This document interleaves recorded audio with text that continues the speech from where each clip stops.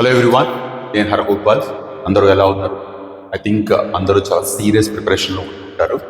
ఈరోజు ఈ వీడియోలో ఏపీడిఎస్సి 2018లో జరిగిన టీజీటీ మ్యాథ్స్ పేపర్లో నుంచి మ్యాథ్స్ కంటెంట్ మాత్రమే ప్రింట్అవుట్ తీసుకున్నాను. అందరికీ తెలిసిందే, స్కూల్ అసిస్టెంట్కి ఏ ప్యాటర్న్ అయితే ఉంటుందో టీజీటీకి కూడా అదే ప్యాటర్న్ ఉంటుంది. కాకపోతే క్వశ్చన్స్ యొక్క స్టాండర్డ్ అండ్ రేషియో మారుతూ ఉంటుంది. ఇక్కడ ఉండే టోటల్ 80 క్వశ్చన్స్లో 27 క్వశ్చన్స్ రాసి పెట్టాను. ఇక్కడ ఆల్రెడీ 27 క్వశ్చన్స్ స్కూల్ లెవెల్ నుంచి రావడం జరిగింది. రిమైనింగ్ క్వశ్చన్స్ అంతా ఇంటర్మీడియట్ నుంచి రావడం జరిగింది. ఈ మాట మీద ఎవరు కంగారు పడకండి.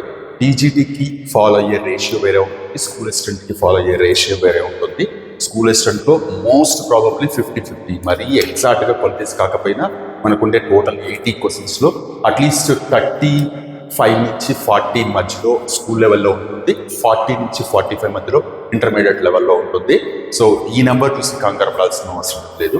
ఈ వీడియోలో ఎస్పెషల్లీ స్కూల్ లెవెల్లో ఉండే ఈ 27 questions, each and every question కేవలం క్వశ్చన్ ఆన్సర్ పాయింట్ ఆఫ్ వ్యూలో కాకుండా అసలు క్వశ్చన్ వెనక కాన్సెప్ట్ ఏంటి, ఏ క్లాసెస్ నుంచి పికప్ చేసుకున్నారు, ఈ క్వశ్చన్ ఇలాగే ఎందుకు అడగాలి, ఇంకొక రకంగా అడిగే అవకాశం ఏదైనా ఉందా, ఇలా అనలైజ్ చేసుకోవడం కనుక నిజంగా ఫాలో కాగలిగితే మీకు ఏదైనా క్వశ్చన్స్ చేసుకున్నప్పుడు క్లియర్ అనాలిసిస్ మీకు అలవాటు అవుతుందన్న ఉద్దేశంతో ఈరోజు ఈ వీడియోలో ఈ టీజీటీ పేపర్లో ఉండే మ్యాథ్స్ కంటెంట్లో మొదటి 27 క్వశ్చన్స్ రైట్ నో డిస్కస్ చేస్తాను. రిమైనింగ్ అది ఇంటర్మీడియట్ కాబట్టి నేనైనా డైరెక్ట్గా బోర్డు దగ్గరికి రాలేను. పేపర్ తీసుకొని కెమెరా పెట్టి నేను కూడా వర్కౌట్ చేయాలి ఇంటర్మీడియట్ క్వశ్చన్స్ అయితే. సో ఇవైతే డైరెక్ట్గా పేపర్ తీసుకుని వచ్చేయచ్చు. సో లేట్ చేయకుండా దీంట్లో ఉండే మొదటి 27 క్వశ్చన్స్, యాక్చువల్గా ఇది టీజీటీ పేపర్ కాబట్టి ఇంగ్లీష్లో ఇవ్వడం జరిగింది. అండ్ ఈ పేపర్ పీడిఎఫ్ లింక్ కూడా కింద డిస్క్రిప్షన్లో పెడతాను. మీరు డౌన్లోడ్ చేసుకుని complete paper, not only maths content, complete paper, మిగిలిన టాపిక్స్ కూడా మీకు ఏదైనా అవసరమైతే లేదా ఏదైనా ఉపయోగపడితే మీరు ఫాలో అవ్వచ్చు. సో లేట్ చేయకుండా మనం ఇంట్లోకి వద్దాం. ఇది ఇంగ్లీష్లో ఇచ్చారు, బట్ నేను తెలుగులో కూడా ఎక్స్ప్లెయిన్ చేస్తాను both the questions, Telugu and English. For doing some work, A takes 6 hours less than B, but together they can complete the work in 13 hours 20 minutes. Then the time taken by B to allow to complete the piece of work. నేను ఇలా camera పెడుతున్నాను, కావాలంటే మీరు pass కొట్టే question రాసుకోవచ్చు. So తెలుగులో ఏంటంటే, ఒక వర్క్ చేయడానికి ఏ అండ్ బి అనే ఇద్దరు వ్యక్తులు ఉన్నారు. ఏ అనేవాడు బి కంటే 6 గంటల తక్కువ టైంలో ఆ పని పూర్తి చేయగలుగుతాడు. ఇద్దరు కలిసి 13 గంటల 20 నిమిషాలు టైం తీసుకుంటే బి ఒక్కడే ఆ పనిని ఎంత టైంలో చేయగలడు అన్నది క్వశ్చన్. 4 ఆప్షన్స్ ఇచ్చారు, 20, 30, 35, 40 అని. సో ఇప్పుడు ఇక్కడ నేను ఏం రాస్తున్నా అంటే, ఏ అనేవాడు బి కంటే 6 గంటలు తక్కువ కాబట్టి బి అనే వ్యక్తి ఎక్స్ అవర్స్లో ఫినిష్ చేస్తున్నాడు అని కన్సిడర్ చేస్తే ఏ అనేవాడు x-6 అవుతుంది. ఇద్దరు కలిపి 13 hours 20 minutes అని రాశారు. ఇప్పుడు ఇక్కడ ఈ కాన్సెప్ట్ మనకి ఎక్కడ స్టార్ట్ అవుతుంది? 8th క్లాస్లో డైరెక్ట్ అండ్ ఇన్వర్స్ ప్రపోర్షన్స్ అని ఇంకేదో టాపిక్స్ ఉన్నాయి అర్థమెటిక్ రిలేటెడ్. సో ఆ టాపిక్స్లో ఈ టాపిక్ అంటే ఈ పర్టికులర్ కాన్సెప్ట్ అనేది ఇంట్రడ్యూస్ చేయబడుతుంది. బట్ ఈ క్వశ్చన్ మీరు 10th క్లాస్ క్వాడ్రాటిక్ ఈక్వేషన్స్లో చూస్తారు. సేమ్ నెంబర్స్తో కాదు, డిఫరెంట్ నెంబర్స్తో ఉండొచ్చు. ఇలా ఇద్దరు వ్యక్తులు, పైప్స్, ఇలా రకరకాల సిచ్యువేషన్స్ మీద ఈ క్వశ్చన్స్ క్వాడ్రాటిక్ ఈక్వేషన్స్లో చూస్తారు మీరు. స్టెప్ ప్రాబ్లమ్స్ లేదా వర్డ్ ప్రాబ్లమ్స్ అంటాం. సో ఇప్పుడు దీన్ని ఎలా చేస్తాం? 1 hour work of A, 1 hour work of A 1/x-6 అవుతుంది. ఇదేంటి సడన్ గా వచ్చింది? ఖచ్చితంగా ఈ కాన్సెప్ట్ మీకు తెలిసి ఉండాలి. ఒక వ్యక్తి ఒక పనిని 10 గంటల్లో ఫినిష్ చేస్తే ఆ వ్యక్తి 1 hourలో ఫినిష్ చేయగలిగిన వర్క్ 1/10, అంటే దీనికి రెసిప్రోకల్, 10కి రెసిప్రోకల్ అని రాసుకుంటాం. 10 గంటల్లో వర్క్ ఫినిష్ చేశాడంటే ఒక్కొక్క గంట 1/10, 1/10, 1/10, 1/10, 10 గంటలు చేసుకుంటూ వస్తాడు అనమాట. So 1 hour work is reciprocal అని తీసుకుంటాం. అలాగే x-6 అవర్స్లో ఫినిష్ చేస్తున్నాడు కాబట్టి 1/x-6 అనేది 1 hour వర్క్ అవుతుంది. అదే 1 hour వర్క్ ఆఫ్ బి అనేది 1/x అవుతుంది. మరి 1 hour work of A and B ఏమవుతుంది? ఫస్ట్ ఆఫ్ ఆల్ ఇది క్యాలిక్యులేట్ చేయండి. 13 hours 20/60 వేస్తున్నాను. ఎందుకు? ఇక్కడ ఉండే మినిట్స్ని నేను అవర్స్లోకి కన్వర్ట్ చేసుకుంటున్నాను. సో ఇప్పుడు ఇది ఏమవుతుంది? సింప్లిఫై చేస్తే 1/3 అవుతుంది. 13 + 1/3 అనేది మీరు సింప్లిఫై చేస్తే 40/3 అవుతుంది. అంతే కదా, కన్ఫ్యూజన్ ఏం లేదు. So A and B together 40/3 hours తీసుకుంటారు. 40/3 hours అనేది టైం అయితే 1 hour వర్క్ ఏమవుతుంది? 3/40 రెసిప్రోకల్. సో ఇది ఏ 1 hour వర్క్, ఇది బి 1 hour వర్క్, ఇది A and B 1 hour work. So ఇప్పుడు సింపుల్ గా individual works of A and B will be equal to together 1 hour work. So ఇప్పుడు దీన్ని మీరు x² - 6x అని రాసుకోవచ్చు. ఇది x plus x minus LCM చేస్తే ఇది వచ్చేసి 3/40. ఆఫ్ కోర్స్ ఈ క్యాలిక్యులేషన్ కి షార్ట్ కట్స్ ఉంటాయని నేను అనుకోవడం లేదు. సో డైరెక్ట్ గా చేసి తీరాల్సిందే. 2x - 6x equal to 3/40. Cross multiplication చేస్తే 40 into this one, this into this. So ఏమొస్తుంది మనకి 80x మల్టిప్లై చేస్తే -240 ఈక్వల్ టు 3x² - 18x. అంతా అటువైపు ట్రాన్స్పోజ్ చేస్తే 3x² - 98x plus 240 equal to 0. Simplify చేయడానికి ఏం లేదు కదా, అంటే 3తో ఏమి డివైడ్ అవ్వదు కాబట్టి 3 ఇంటూ 240 720 అవుతుంది. So 3x² - 90x - 8x plus 240 సరిపోతుంది అనుకుంటా. 98 720. సో ఇక్కడ నుంచి 3x కామన్ తీస్తే x - 30, ఇక్కడ 8 కామన్ తీస్తే x - 30 equal to 0. So x - 30, 3x - 8 equal to 0, x equal to 30 and 8/3 రెండు వచ్చే వాల్యూస్. కానీ ఒకటే ఇక్కడ మనకి పాసిబుల్. ఏంటది? x ఈక్వల్ టు 30 ఒకటే పాసిబుల్. ఎందుకు? x 30 అయితే అంటే బి అనే వ్యక్తి 30 అవర్స్ టైం తీసుకుంటే ఏ అనేవాడు అతనికంటే 6 అవర్స్ తక్కువ, 24 అవర్స్ సరిపోతుంది. ఒకవేళ x వాల్యూ 8/3 రాసుకున్నారనుకోండి, 8/3 అంటే అప్రాక్సిమేట్గా వాల్యూ ఎంత అవుతుంది? 2.6 అవుతుంది.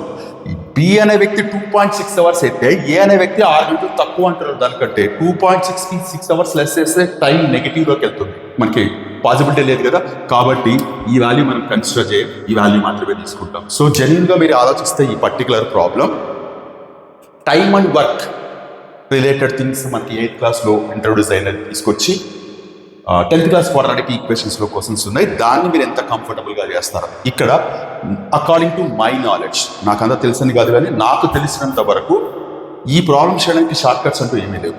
ఖచ్చితంగా మీరు చేసి తీరాల్సిందే. ఈ క్యాలిక్యులేషన్స్ మీరు చూసి కంగారు పడిపోయి అరే ఇది 1 అవర్లో అయిపోతుందా అని మీకు డౌట్ రావచ్చు. ఎక్స్ప్లెయిన్ చేయడం వేరే, పేపర్ మీద ప్రాబ్లమ్స్ చేయడం వేరే. సో ఇప్పుడు నేను ఇది ఎందుకు 1/x - 6 వచ్చింది, ఇది ఎందుకు 1/x వచ్చిందని డీటెయిల్గా చెప్పడానికి ప్రయత్నించదు కాబట్టి ఇంత టైం పట్టింది. అదే మీరు టకటక చేసుకుంటూ పోతున్నప్పుడే x - 6 1/x - 6 రాసుకుని ఫటాఫటా చేయొచ్చు. ఇట్ మే టేక్స్ ఒక 10 to 15 seconds ఎక్స్ట్రా టైం పట్టచ్చు సాల్వ్ చేస్తున్నప్పుడు. మిగిలిన టాపిక్స్లో క్వశ్చన్స్ దగ్గర సేవ్ చేసుకునే టైం ఇలాంటి పెద్ద పెద్ద ప్రాబ్లమ్స్ చేస్తున్నప్పుడు ఖచ్చితంగా మీరు వాడుకొని తీరాల్సిందే, వేరే ఆప్షన్ లేదు. సో ప్రతిదానికి మీరు ఇలా కొలతలు వేయకండి. అంటే ఖచ్చితంగా ఇంత పెద్ద ప్రాబ్లం 1 minute కంప్లీట్ కాదు కదా. చాలా మందికి ఇలాంటి ప్రాబ్లమ్స్ వినగానే ఫస్ట్ మైండ్లో వచ్చేది ఇదేనమాట, దీనికి ఏమైనా షార్ట్ కట్స్ ఉన్నాయా, ఇంత పెద్ద ప్రాబ్లం 1 hourలో ఎక్కడ ఫినిష్ చేస్తాము, మాకు ఇదంతా అవుతుందా, పేపర్ మీద మేమంతా చేయగలమయ్యా, రకరకాల డౌట్స్ ఉంటాయి. ఒక ప్రాబ్లం ఎక్స్ప్లెయిన్ చేయడం వేరు, ఒక ప్రాబ్లం సాల్వ్ చేయడం వేరు. ఎక్స్ప్లెయిన్ చేయడానికి ఎక్కువ టైం పడుతుంది. సో ఇక్కడ coming to the next question. ఇంకొక క్వశ్చన్ ఏంటి అంటే, నేను క్వశ్చన్ చదువుతాను, అలాగే కెమెరా ముందు చూపిస్తున్నాను, పేపర్ కూడా PDF పెడతాను. 42 క్వశ్చన్ చూడండి, ఇలా పెడుతున్నాను. మీరు కావాలంటే పాస్ కొట్టుకొని ఆ క్వశ్చన్ రాసుకోవచ్చు. ఏమంటున్నారు? A machine depreciates every year at the rate of 20% of its value at the beginning of the year.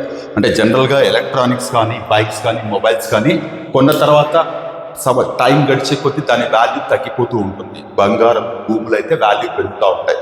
So ఇలా ఎలక్ట్రానిక్స్ మెషిన్స్, లైక్ మెషిన్స్ అంటే ఫ్రిడ్జ్ కావచ్చు, ఏదో ఒకటి కావచ్చు కదా, వాటి వాల్యూ తగ్గుతూ ఉంటుంది. ఒక మెషిన్ యొక్క వాల్యూ ప్రతి సంవత్సరము 20% తగ్గుతుంది అంటున్నారు. అలాగే the machine was purchased for 2,50,000. అంటే ఇనీషియల్ వాల్యూ 2,50,000 రూపీస్కి కొన్నారంట. కొన్న తర్వాత ప్రతి సంవత్సరము దీని వాల్యూ 20% డిక్రీజ్ అవుతూ ఉంది. And when it was sold for 1,28,000, అంటే కొన్ని సంవత్సరాల తర్వాత దీన్ని 1,28,000కి అమ్మేశారు. Then the number of years the machine used, అంటే ఎన్ని సంవత్సరాలు మెషిన్ని వాడడం జరిగింది. కొన్నప్పుడేమో 2,50,000, అమ్మినప్పుడేమో 1,20,000. వాళ్ళు ఇక్కడ ప్రాఫిట్ కానీ లాస్ కానీ ఇలాంటివి ఏమి అడగట్లేదు. ఎవ్రీ ఇయర్ 20% తగ్గుతూ ఉంటే ఒకవేళ ఎన్ని సంవత్సరాల తర్వాత అమ్మినట్టు తగ్గుతుంది అంటున్నారు. కొన్ని చోట్ల వాల్యూ పెరుగుతూ సపోజ్ ఇదే సిచ్యువేషన్ ఇంకొక రకంగా అడగచ్చు. ఒక భూమిని ఒక వ్యక్తి 2,50,000కి కొన్నారు, ఎవ్రీ ఇయర్ 20% పెరుగుతుంది. ఒకవేళ అతను అమ్మే టయానికి సో కాస్ట్ అయితే ఎన్ని సంవత్సరాల తర్వాత అమ్మాడు, ఇలా కూడా క్వశ్చన్ అడగచ్చు కదా. సో ఈ క్వశ్చన్స్ ఎక్కడి నుంచి ఫ్రేమ్ చేశారు ఇవన్నీ అంటే, కాంపౌండ్ ఇంట్రెస్ట్ అని మనకు ఒక కాన్సెప్ట్ ఉంది. 8th క్లాస్లోనే ఉంది, 9th క్లాస్లో 10th క్లాస్లో ఎక్కడ తగలదు ఈ problem. 8th class standard problem ఏంటి? కాంపౌండ్ ఇంట్రెస్ట్ ఏంటి? Amount equal to P of 1 plus R by 100 whole to the power of n. This is a formula for compound interest. Compound interest లో value పెరుగుతూ ఉంటుంది, సంవత్సరం గడిచే కొద్దీ మనకి interest add అవుతుంది కాబట్టి పెరుగుతూ ఉంటుంది. ఇదే ఫార్ములా మనం వేరే సిచ్యువేషన్స్ లో కూడా వాడచ్చు. పాపులేషన్ ఇంక్రీజ్ కి వాడచ్చు. అలాగే నేను ఇందాక చెప్పినట్టు ల్యాండ్ కానీ గోల్డ్ కానీ దాని వాల్యూ ఇంక్రీజ్ అవుతున్నప్పుడు కూడా వాడచ్చు. మరి డిక్రీజ్ అవుతున్నప్పుడు సిచ్యువేషన్ ఏంటి అంటే, ఇదే ఫార్ములాని మనం ఇలా తీసుకుంటాం, ఇక్కడ మైనస్ పెడతాం, వాల్యూ ఇంక్రీజ్ అయితే ప్లస్ పెడతాం, వాల్యూ డిక్రీజ్ అయితే మైనస్ పెడతాం. సో ఇప్పుడు ఈ సిచ్యువేషన్లో ఈ ఫార్ములా వాడతాం. అయితే ఈ ఫార్ములాలో ఏదేది దేనికి తీసుకుంటాం, ఇక్కడ అమౌంట్ అని రాసాం కదా, అమౌంట్ అనేది ఇది అవుతుంది అంతే. వాల్యూ డిక్రీజ్ అయిపోయిన తర్వాత అమ్మబడుతున్న వాల్యూ, సో అమౌంట్ అనేది ఇది అవుతుంది. మరి ఇదేంటి, ఇది P అవుతుంది. మరి ఇక్కడ వాట్ ఈస్ ఆర్ ఇచ్చారు వాళ్ళే already. R equal to 20% per annum, అంటే ఎవ్రీ ఇయర్ 20% తగ్గుతుంది అని. సో ఇప్పుడు ఈ ఫార్ములాలో ఏ తెలుసు, P తెలుసు, R తెలుసు, ఎన్ని వాళ్ళు కనుక్కోమంటారు అంటే ఎన్ని సంవత్సరాల తర్వాత మిషన్ అమ్మారు లేదా ఎన్ని సంవత్సరాల మిషన్ వాడారు అని. సో ఇప్పుడు ఇదే ఫార్ములాలో క్లియర్ గా రాసుకుంటున్నా, 1,28,000 equal to 2,50,000 into 1 minus 20/100 whole to the power of n. n అంటే నెంబర్ ఆఫ్ టర్మ్స్ లేదా నెంబర్ ఆఫ్ ఇయర్స్. సో ఇప్పుడు మనం కావాలంటే ఇది ఇటువైపు పంపించేసి 1,28,000 డివైడెడ్ బై 2,50,000 పంపించేసి, ఇక్కడ ఇది క్యాన్సిల్ చేస్తే 1/5 కదా, కాస్త జాగ్రత్తగా ఇది టక్కని సింప్లిఫై చేసేచ్చు 4/5 అని. సో ఇప్పుడు మీరు జాగ్రత్త చూడండి, జీరోస్ క్యాన్సిల్ అయిపోతాయి. 128/250 సింప్లిఫై చేస్తే 64, 125. 64/125 అనేది 4/5 whole to the power of n కి ఈక్వల్ అయింది.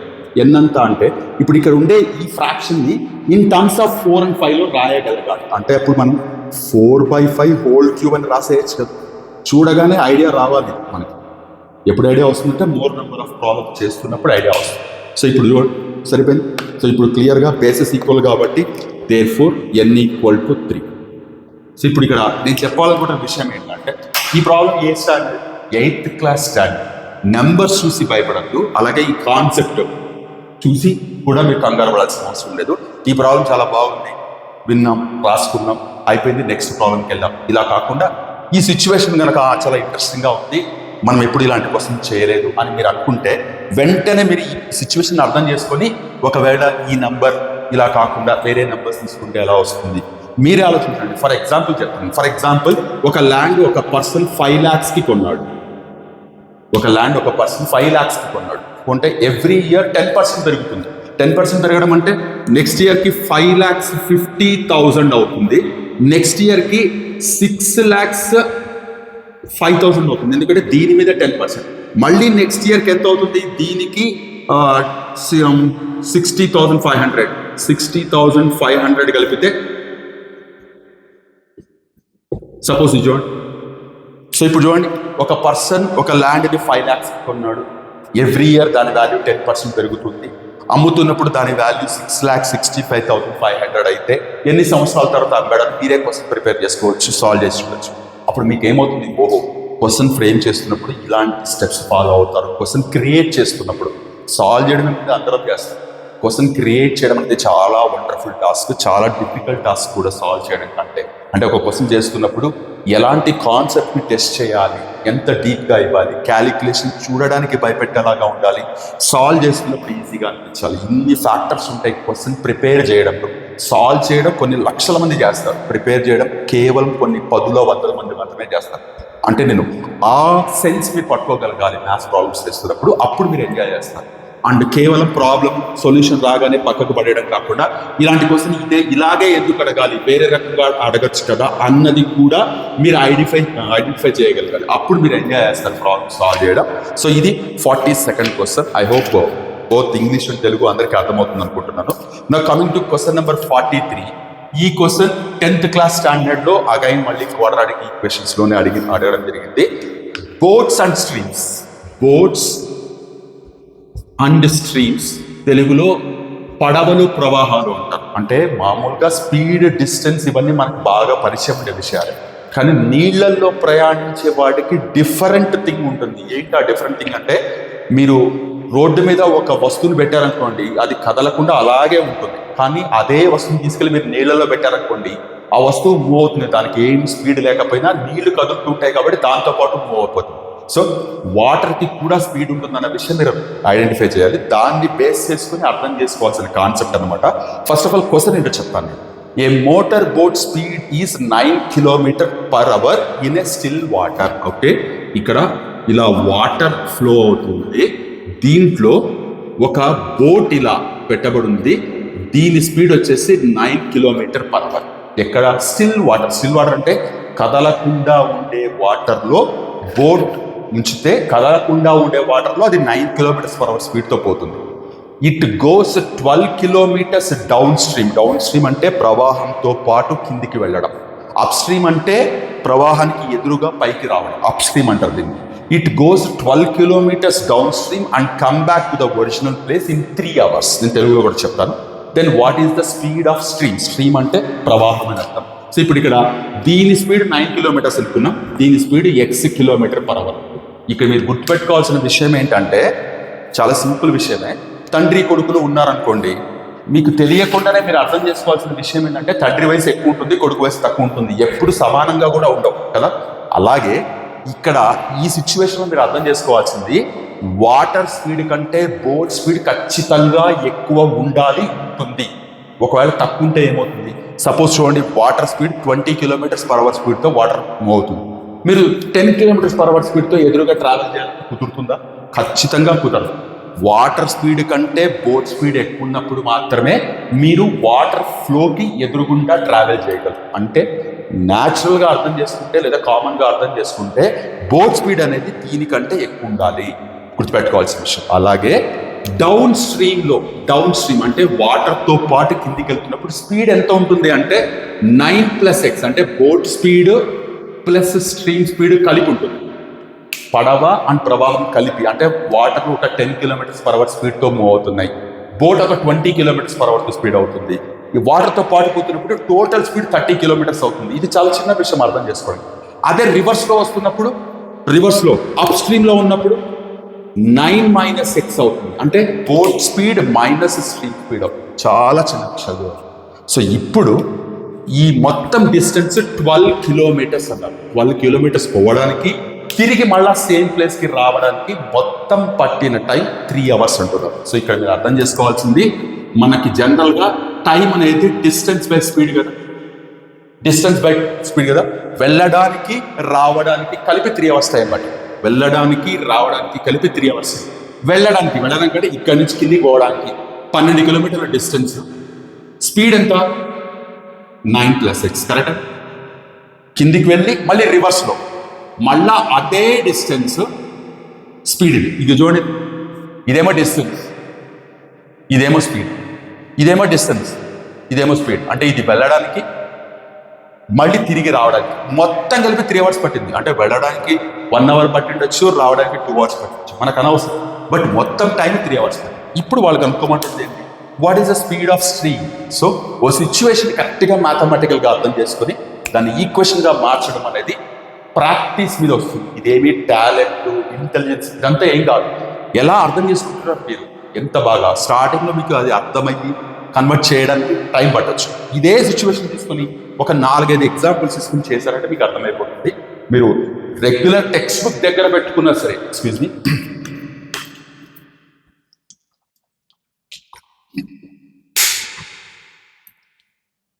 మీరు రెగ్యులర్ టెక్స్ట్ బుక్ దగ్గర పెట్టుకున్నా, ఆర్ఎల్స్ నేను పాత వీడియోస్లో చెప్పినప్పుడు ఆర్డి శర్మ బుక్స్ దగ్గర పెట్టుకున్నా, ఇంకేవైనా రెఫరెన్స్ బుక్స్ దగ్గర పెట్టుకున్నా, ఇలాంటి ప్రాబ్లమ్స్ 1, 2 ఖచ్చితంగా ఉంటే ఆల్ టుగెదర్ ఒక గుంపులాగా ఒక 4 to 5 ప్రాబ్లమ్స్ ఉంటాయి.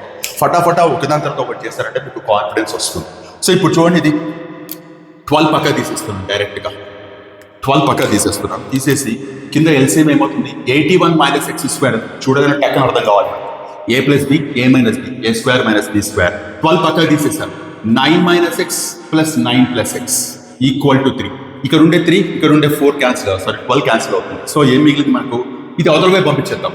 81 మైనస్ ఎక్స్ స్క్వేర్ అంటే ఈ కింద ఉండేది అవతలకి వెళ్ళింది. ఇక్కడ యాక్చువల్గా 1 ఉంది కాబట్టి రాలేదు. సో ఇప్పుడు ఇక్కడ minus X plus X cancel అయిపోతుంది. 9 ప్లస్ 9 18 ఇంటూ 4 18 ఇంటూ 4 17. ఇప్పుడు ఇది యువతలకి ఇది యువతలకి x square equal to 81 minus 72 x square equal to 9 x equal to square root of 9. మళ్ళీ ఇక్కడ మీకు ప్లస్ ఆర్ మైనస్ 3. ఒకవేళ మన కర్మగాలి ఆప్షన్స్లో first option plus or minus 3 అని ఉందనుకోండి, మనకి కరెక్ట్గా ఆలోచించాల్సిన చోట కాకుండా ఇలా కన్ఫ్యూజ్ అయ్యే చోటే పూర్తిగా మ్యాథమెటికల్గా ఆలోచిస్తాం. ఎక్స్ స్క్వేర్ 9 అయితే x equal to plus or minus 9 కావాలి కదా. ఫస్ట్ ఆప్షన్ ఇదే ఉంటుంది, సెకండ్ ఆప్షన్ -3 ఉంటుంది, థర్డ్ ఆప్షన్ ఏదో 5 ఉంటుంది, ఫిఫ్త్ ఆప్షన్ 3 ఉంటుంది. యాక్చువల్గా ఆన్సర్ ఏంటో తెలుసా, ఇది. ఎందుకు ప్లస్ ఆర్ మైనస్ 3 రాయకూడదు అంటే, ప్లస్ ఆర్ మైనస్ 3 అనేది ఎక్స్ స్క్వేర్ మైనస్ 9 అనే దానికి x equal to plus or minus 3 అనేది కరెక్టే. కానీ ఇక్కడ వాట్ ఈజ్ ఎక్స్? ఎక్స్ అనేది స్పీడ్. ఎక్స్ అనేది స్పీడ్ ఎప్పుడు నెగిటివ్లో ఉండదు కాబట్టి ఇక్కడ +3 మాత్రమే తీసుకోవాలి. ఈ క్లారిటీ కూడా ఉండాలి. కొన్నిసార్లు అంతా చేసి ఇక్కడ ఇది పెట్టేసి మరి అలాంటి situations Rao, but better to prepare for that one అందుకని చెప్తున్నారు. సో ఈ కాన్సెప్ట్ కూడా 10th క్లాస్ 8th క్లాస్ దేం కాదు. స్పీడ్, డిస్టెన్స్, టైం అనేవి మనం 8th క్లాస్లో నేర్చుకున్నప్పటికీ ఈ క్వశ్చన్ అయితే మాత్రం 10th క్లాస్ స్టాండర్డ్ క్వశ్చనే. దీని మీద చాలా బ్యూటిఫుల్ ప్రాబ్లమ్స్ ఉన్నాయి బోర్డ్స్ అండ్ స్ట్రింగ్స్ మీద. సో దీంట్లో ఏమైనా షార్ట్ కట్స్ ఉండొచ్చేమో కానీ I'm not at all aware of short cuts. నీకు క్లియర్గా కాన్సెప్ట్, క్యాలిక్యులేషన్, అప్లికేషన్ ఈ పాయింట్ ఆఫ్ వ్యూని ఎక్కువ ఆలోచిస్తూ ఉంటారు టీచర్ని. కాబట్టి అంటే నా ఉద్దేశం మనకి academic side short cuts use చేసి మార్క్స్ తెచ్చుకునే సందర్భం ఉండదు, కాంపిటేటివ్ ఎగ్జామ్స్లో ఉంటుంది. నేను రెగ్యులర్గా డీల్ చేసే టీచర్ని కాబట్టి అనేది నా ఉద్దేశం. సో ఇక్కడ I hope I made it very clear with this problem. So ఇలా ప్రాబ్లమ్స్ చేస్తున్నప్పుడు మీరు కేవలం ఈ ప్రాబ్లం చేసేసి పక్కకి పడేయడం కాకుండా ఇలాంటి ప్రాబ్లమ్స్ ఒక 4-5 తీసుకొని వెంటనే ఇలాంటి ప్రాబ్లమ్స్ రకరకాల సాల్వ్ చేసుకుంటూ వెళ్తే డిఫరెంట్ సిచ్యువేషన్స్ ఉండొచ్చు. ఇక చూడండి, ఒక బోట్కి వాల్యూ ఇచ్చాడు, స్ట్రీమ్కి ఇవ్వలేదు కాబట్టి ఇది క్వాడ్రాటిక్ ఈక్వేషన్ ప్రాబ్లం అయింది. అలా కాకుండా కొన్నిసార్లు even linear equations in 2 variables మనకి 10th క్లాస్లో తీసుకుంటే బోర్డ్ స్పీడ్ తెలియదు, స్ట్రీమ్ స్పీడ్ తెలియదు, దీన్ని ఎక్స్ అనుకుంటాం, దీన్ని వై అనుకుంటాం, మళ్ళీ అది లీనియర్ ఈక్వేషన్స్ ప్రాబ్లం అవుతుంది. సో ఒకే సిచ్యువేషన్ తీసుకొని క్వాడ్రాటిక్ ఈక్వేషన్స్లో ప్రాబ్లమ్ సాల్వ్ చేయొచ్చు, అలాగే లీనియర్ ఈక్వేషన్స్లో క్వశ్చన్ క్రియేట్ చేయొచ్చు. అది మీరు నోటీస్ చేయాలి. ఒక కాన్సెప్ట్తో ఎలాంటి క్వశ్చన్స్, ఎన్ని వేరియేషన్స్ ఆఫ్ క్వశ్చన్స్ క్రియేట్ చేయబడుతున్నాయి అన్నది మీరు నోటీస్ చేయగలిగితే ఈజీగా మీకు అర్థమవుతుంది. అది మీరు నోటీస్ చేయాలి. సో హోప్ అర్థమైంది అనుకుంటున్నాను. ఇన్ కేస్ ఈ క్వశ్చన్ నేను చూపించలేదు అనుకుంటా. నెక్స్ట్ ఇక్కడ చూడండి 44 క్వశ్చన్, సింపుల్ స్టాండర్డ్ క్వశ్చన్ ఇచ్చారు ఇది. ఇక్కడ a minus b is to a plus b. Next question ఇది 44 క్వశ్చన్. ఈక్వల్ టు 1:11 అయితే a minus b is to a plus b equal to 1:11 అయితే what is the value of 5a plus 4b plus 15 is to 5a minus 4b plus 3. దీని value ఎంత అని అడిగారు. ఇది just రేషియోస్ని base చేసుకుని అడిగిన question, మరీ 9th క్లాస్ స్టాండర్డ్ క్వశ్చన్ కూడా కాదు ఇది. అండ్ మోర్ ఓవర్ ఈ క్వశ్చన్ ఎక్కడుంది అని మీరు బుక్స్ వెతికితే మన టెక్స్ట్ బుక్స్లో నాకు తెలిసి ఎక్కడ కనపడకపోవచ్చు ఇలాంటి ప్రాబ్లం. జస్ట్ రేషియోస్ని మీరు ఎంత కాన్ఫిడెంట్గా, కంఫర్టబుల్గా హ్యాండిల్ చేయగలరు అన్న దాని మీద ఫ్రేమ్ చేసిన క్వశ్చన్ ఇది.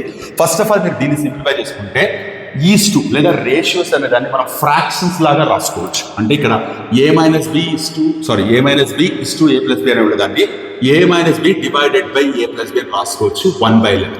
దీన్ని సింప్లిఫై చేస్తే, క్రాస్ మల్టిప్లికేషన్ చేస్తే 11a minus 11b equal to a plus b అవుతుంది. కరెక్టేనా? సో ఇప్పుడు ఇది మ్యూచువల్గా ట్రాన్స్పోజ్ చేస్తే 10a ఈక్వల్ టు 12b అవుతుంది. So a equal to 12b/10 అవుతుంది. సింప్లిఫై చేస్తే 6b/5 అవుతుంది. అంటే a ఈక్వల్ టు 6b/5 అవుతుంది. ఇప్పుడు ఈ సింప్లిఫికేషన్ నార్మల్ సింప్లిఫికేషనే కదా, పెద్దగా మనం బుర్ర బద్దలు కొట్టుకునేంత సీన్ ఏం లేదు. సో ఇప్పుడు వేరెవర్ ఏ ఇస్ దట్ తీసుకొచ్చి సబ్స్టిట్యూట్ చేద్దాం. సో ఇప్పుడు ఇక్కడ చూడండి 5 పంపించండి, 5a ఈక్వల్ టు 6b అని రాసేసుకోండి. మళ్ళీ సబ్స్టిట్యూట్ చేయడం ఇప్పుడు డైరెక్ట్గా అంత ఫన్కి 5aనే కదా. సో ఇప్పుడు ఎక్కడ 5a ఉంటే అక్కడ 6b సబ్స్టిట్యూట్ చేద్దాం. ఇప్పుడు చూడండి, ఇది 6b plus 4b plus 15 whole divided by 6b minus 4b plus 3 అంతేనా? సో ఇప్పుడు ఇది ఏమవుతుంది మనకి 10b plus 15 2b plus 3 పైన మీరు ఏం కామన్ చేయొచ్చు 5 కామన్ చేయొచ్చు 2b plus 3 whole divided by 2b plus 3 cancel అయిపోతుంది 5 వస్తుంది. దీన్నే మనం 5/1 అని రాసుకోవచ్చు. దీన్నే మనం 5:1 అని కూడా రాయొచ్చు. 5:1 అని కూడా రాయొచ్చు. ఇక్కడ పెట్టుకున్నాం చూడండి 5:1. యాక్చువల్గా ఈ పేపర్లో మీరు డౌన్లోడ్ చేసుకుంటే ఆన్సర్స్ కొంచెం బోల్డ్ లెటర్స్లో ఆల్రెడీ మెన్షన్ చేసి పెట్టారు ఇక్కడ, నేను తర్వాత నోటీస్ చేశాను. So clear. సో ఈ ప్రాబ్లం జస్ట్ రేషియోస్ మీద ఎంత కంఫర్టబుల్గా హ్యాండిల్ చేస్తారు. ఈ ప్రాబ్లం కొంతమంది ఇలా కూడా ఆలోచిస్తారు. సో a మైనస్ b అని 1 అనుకొని a ప్లస్ b 11 అనుకొని a and b values calculate చేసి తీసుకొచ్చి సబ్స్టిట్యూట్ చేస్తామంటారు. అది కొంచెం లెంతీగా అవ్వచ్చు. అండ్ ఇక్కడ స్టార్టింగ్లోనే కాంట్రవర్సీ ఏంటంటే a మైనస్ bని మీరు 1 అని ఎట్లా అనుకుంటారు, 1a లేదా 1k ఇట్లా రాసుకోవాలా అని. కాబట్టి ఇది ప్రాపర్ మెథడ్ అవుతుంది నాకు తెలిసి. So hope I made it clear. So మీరు చూస్తే ఈ ప్రాబ్లమ్స్ ఏవి మీకు డైరెక్ట్గా టెక్స్ట్ బుక్ నుంచి పిక్ చేసి అడిగేసిన ప్రాబ్లమ్స్ కాదు ఇది. మీకు టెక్స్ట్ బుక్లో ఉండే కాన్సెప్ట్స్ని మీరు ఎంత కాన్ఫిడెంట్గా 45th క్వశ్చన్ ఇది ఎంత కాన్ఫిడెంట్గా మీరు అప్లై చేయగలుగుతున్నారు విత్ డిఫరెంట్ సిచ్యువేషన్స్. అంటే కొత్త సిచ్యువేషన్స్ లేదా కొత్త ప్రాబ్లమ్స్ వచ్చినప్పుడు ఎంత కాన్ఫిడెంట్గా అప్లై చేయగలుగుతున్నారు అన్నది టెస్ట్ చేయడానికి క్వశ్చన్స్ ఫ్రేమ్ చేయబడ్డాయి. అది మీరు నోటీస్ చేయాలి. సో ఇప్పుడు చూడండి, ఇక్కడ x = 5 - √21/2 అయితే x + 1/x వాల్యూ ఎంత. ఇక్కడ కాన్సెప్ట్ అయితే 9th క్లాస్ స్టాండర్డే, కానీ ఈ క్వశ్చన్ ఎక్కడ కనపడదు. అంటే నా ఉద్దేశం ఏంటంటే చాలా మంది టెక్స్ట్ బుక్ ప్రిపేర్ అయిపోతే చాలు మనకి కంప్లీట్గా కాన్ఫిడెన్స్ వచ్చేస్తుంది. ఎస్, కాన్ఫిడెన్స్ వస్తుంది, కానీ మనకు రావాల్సింది కేవలం కాన్ఫిడెన్స్ మాత్రమే కాదు, కంప్లీట్ కమాండ్ రావాలి సబ్జెక్ట్ మీద. ఎలాంటి సిచ్యువేషన్స్లో అయినా మనం ప్రాబ్లమ్ సాల్వ్ చేయాలి, ఎలాంటి ప్రాబ్లమ్స్ అయినా కాన్ఫిడెంట్గా ఫేస్ చేయాలి. సో ఇప్పుడు ఇక్కడ చూడండి, ఎక్స్ వాల్యూ ఇచ్చారు, 1/x వాల్యూ. సో ఇప్పుడు ఎక్స్ వాల్యూ ఇలాగే పెట్టి 1/x వాల్యూ ఏమవుతుంది, 2/5 - √21 అవుతుంది. అంటే ఇది x అయితే 1/x అనేది రెసిప్రోకల్ ఆఫ్, కాబట్టి క్లియర్గా దీనికి రెసిప్రోకల్ రాసుకుంది. డినామినేటర్లో ఎప్పుడైనా ఇంట్రెస్ట్ కనపడగానే మనం 9th క్లాస్లో చెప్పేది లేదా నేర్చుకునేది ఏంటంటే వెంటనే రేషనలైజ్ చేసేస్తాం. సో ఇప్పుడు ఇది 5 + √21/5 + √21 అంటే రేషనలైజ్, దీనికి ఉండే ఆపోజిట్ సైన్ వేసుకుంటాం. సో ఇప్పుడు ఇది ఏమవుతుంది, 2/5 + √21 హోల్ డివైడెడ్ బై 25 - 21. సో 2/5 + √21 ఇది అర్థమైంది కదా, a - b into a + b a² - b², 4 అవుతుంది. 2 1 2 2 2. సో 1/x వాల్యూ ఏమొచ్చింది, 5 + √21/2 వచ్చింది. x వాల్యూ ఎంత వచ్చింది, 5 - √21/2 వచ్చింది. ఇప్పుడు ఇవి రెండు యాడ్ చేస్తే x + 1/xని 5 - √21/2 5 + √21/2. సో క్యాన్సిల్ చేస్తే 10/2 which is nothing but 5. So ఎంత బ్యూటిఫుల్గా ప్రాబ్లం ఫ్రేమ్ చేస్తారు చూడండి. మెయిన్ థీమ్ ఏంటి ఈ ప్రాబ్లం వెనక, రేషనలైజింగ్ డినామినేటర్స్. డినామినేటర్లో ఇలా ఉన్నప్పుడు ఖచ్చితంగా డినామినేటర్ అనేది రేషనల్ నెంబర్లే ఉండేలాగా చూసుకోవాలి అన్నది స్పెసిఫిక్గా ఎక్కడ చెప్పరు. వాళ్ళు రేషనలైజ్ డినామినేటర్ అంటే వాళ్ళు అడిగితే చెయ్యాలేమో అనుకుంటారు, అడగకపోయినా సరే డినామినేటర్లో ఎప్పుడు ఇర్రేషనల్ వాల్యూ ఉండకూడదు. తెలుగు చెప్పాలంటే కరణీయ సంఖ్య ఉండకూడదు, ఖచ్చితంగా చేసి తీరాల్సిందే. సో ఇది అడిగింది. Next 46th question. 46th question ఏంటంటే 42, 56 and 70 క్వశ్చన్ ఇలా పెడుతున్నాను, ఒకసారి చూడండి. మధ్యలో మర్చిపోతున్నాను నేను పేపర్ PDF పెడతాను నేను, దాని నుంచి మీరు క్వశ్చన్స్ రాసుకోవచ్చు 1 నుంచి 27 వరకు, 41 నుంచి 67 వరకు. సో ఈ క్వశ్చన్ చూడండి, the smallest 5-digit number that is exactly divisible by 42, 56, 70 and leaves remainder 3. 42, 56, 70లతో భాగించబడి 3ని శేషంగా విడిచిపెట్టే 5 అంకెలు గల అతి చిన్న సంఖ్య ఏంటి? తెలుగులో చెప్పాలనుకుంటే 42, 56, 70లతో భాగిస్తున్నప్పుడు 3ని శేషంగా ఇచ్చే 5 అంకెలు గల అతి చిన్న సంఖ్య ఏంటి? తెలుగులో ఒకవేళ రాసుకోవాలి క్వశ్చన్ అనుకుంటే నేను చెప్పింది రాసుకోండి, ఒకసారి అటు ఇటు చెప్పుకొని. సో ఇప్పుడు ఇక్కడ the number divisible by all these 3 అంటే division of course leading remainder అన్నారు, దాని గురించి మనం తర్వాత మాట్లాడదాం. ఏదైనా నెంబర్ ఈ 3 నెంబర్లతో భాగించబడాలంటే ఫస్ట్ ఆఫ్ ఆల్ ఈ 3 నెంబర్లు భాగించే నెంబర్ దాన్ని మనం ఎల్సిఎం అంటాం. The number which is divisible by given all these 3. So ఇప్పుడు ఈ 3 నెంబర్లకి ఎల్సిఎం మీరు ఏ మెథడ్ అన్నా ఫాలో అవ్వండి. ఎల్సిఎం కనుక్కోవడానికి మీకు షార్ట్ కట్స్ వెళ్ళండి, ఏమంటారు. ఫస్ట్ దీన్ని ఎల్సిఎం అయిపోతుంది, 6తో చేస్తే 7, 8, 10 అవుతుంది అంతేనా. సారీ 7తో చేద్దాం. 7 6 జా 7 8 జా 7 10 జా. ఓకే, నెక్స్ట్ ఇది 2తో చేద్దాం. 3 4 5. 3 4 5 అనేది కాన్సిక్యూటివ్ నెంబర్స్ కాబట్టి ఇంకేం కామన్ గా రాదు. సో 7 2 జా 14, 50 60. 60 into 14 which is nothing but 840. Correct? Yes. 840 అనేది ఏంటి? 840 is the number which is divisible by 42 and 56 and 70 exactly గా డివైడ్ చేస్తాం. ఇప్పుడు మనకి స్మాలెస్ట్ 5 డిజిట్ నంబర్ 5 అంకెలు గల అతి చిన్న సంఖ్య ఏమవుతుంది మనకి? 1 ఫాలోడ్ బై 4 zeros అవుతుంది. అంతే, 5 అంకెలు గల సంఖ్య అంటే ఇది అవుతుంది. ఎస్, ఇది అవుతుంది. సో ఇప్పుడు నేనేం చేస్తున్నాను, ఈ 5 డిజిట్ నంబర్ని 840తో డివైడ్ చేస్తున్నాను. అంతే, 5 డిజిట్ నంబర్. ఎస్. సో ఇప్పుడు 841 జా 160 వస్తుంది. సో ఇప్పుడు నేనేం చేస్తున్నా అంటే ఇది దించేసుకుంటే 1600 అవుతుంది కదా. ఇప్పుడు నాకు ఒకవేళ నేను 1 జార్ వేసి 840 వేసాను అనుకోండి, 760 వస్తుంది. ఈ రిమైండర్ సబ్ట్రాక్ట్ చేశాను అనుకోండి, వచ్చే నెంబర్ 4 డిజిట్ నెంబర్ అవుతుంది. నాకు కావాల్సిన 5 డిజిట్ నెంబర్ అయి ఉండాలి and that must be smallest number ఉండాలి. అందుకని నేను చేసినట్టు ఇక్కడ దీన్ని 2 చేసుకుంటున్నాను. అప్పుడు ఇదేమవుతుంది? 1680 అవుతుంది. అంటే అప్పుడు 1680లోంచి 1600 తీసేస్తే 80 వచ్చింది కదా. So what is that it mean? ఈ 10080 అనే నెంబర్ ఏంటి? ఫస్ట్ ఆఫ్ ఆల్ ఈ నెంబర్ ఏంటి? Smallest 5 digit number which is divisible by 840. 840 అనేది దీళ్లతో డివైడ్ అవుతుంది కాబట్టి ఖచ్చితంగా ఈ 10080 అనే నెంబర్ ఈ 3 నెంబర్స్తో ఎగ్జాక్ట్గా డివైడ్ అవుతుంది. ఫైన్, బాగానే ఉంది. వాళ్ళు ఏదో అన్నారు, మళ్ళీ చివరిలో మెలిక పెట్టారు. విచ్ లీవ్స్ రిమైండర్ 3 అన్నారు. 3 రిమైండర్ రావాలంటే దీనికి 3 యాడ్ చేసి సరిపోతుంది కదా. 10083 అనేది ఏమవుతుంది మనకి? Smallest 5 digit number which leaves remainder 3 when you are dividing with 42 and 56 and 70. ఈ నంబర్ 42, 56, 70లతో భాగిస్తున్నప్పుడు 3 అనే శేషాన్ని ఇస్తుంది అని.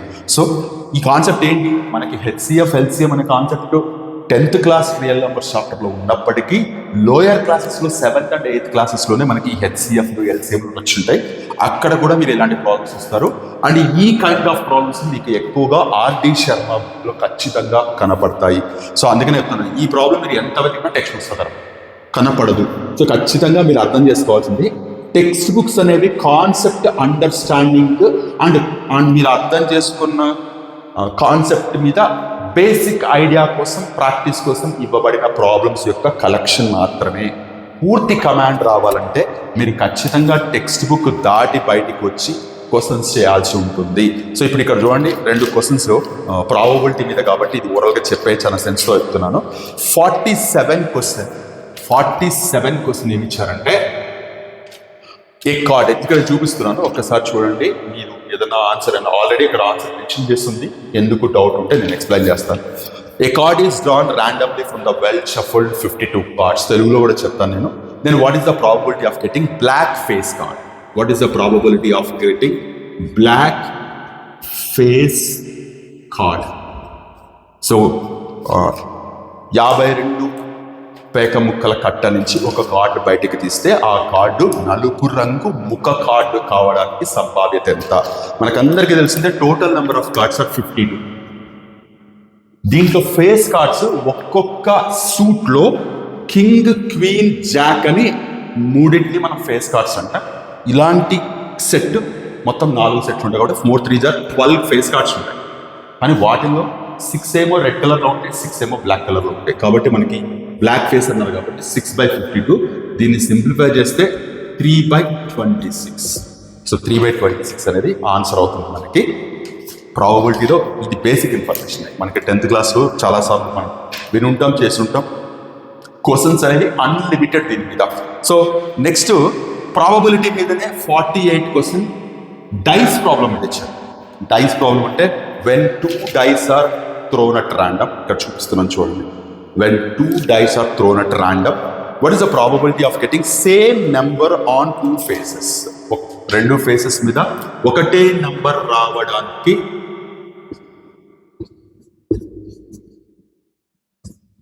మొత్తం 36 అవుట్కమ్స్ వస్తాయి. సేమ్ నెంబర్ ఆన్ 2 ఫేసెస్ అంటే 1,1, 2,2, 3,3, 4,4, 5,5 అండ్ 6,6. సో మొత్తం 6 ఉన్నాయి కాబట్టి 6/36 అవుతుంది. సింప్లిఫై చేస్తే 1/6 అవుతుంది. ఈ కార్డ్స్ ప్రాబ్లం మీద, డైస్ ప్రాబ్లం మీద క్వశ్చన్స్ అన్లిమిటెడ్. ఎన్ని రకాలైన క్వశ్చన్స్ అయినా మనం చేయొచ్చు. నేను ఆల్రెడీ ప్రాబబిలిటీ వీడియోలో డిస్కస్ చేశాను వీటి గురించి.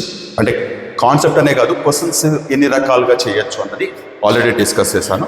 సో ప్రాబబిలిటీ మీద అడిగిన క్వశ్చన్ ఇది. నెక్స్ట్ అనదర్ బ్యూటిఫుల్ క్వశ్చన్ ఇది. సో ఈ క్వశ్చన్ కూడా మీరు చూడడానికి మనకి ఫెమిలియర్ ప్రాబ్లం లాగానే కనపడుతుంది, కానీ కాదు. If x = 7 - 4√3, then what is the value of √x + 1/√x? So ఈ క్వశ్చన్ నేను చెప్తున్నాను కదా, కేవలం ఎక్స్క్యూజ్ మీ,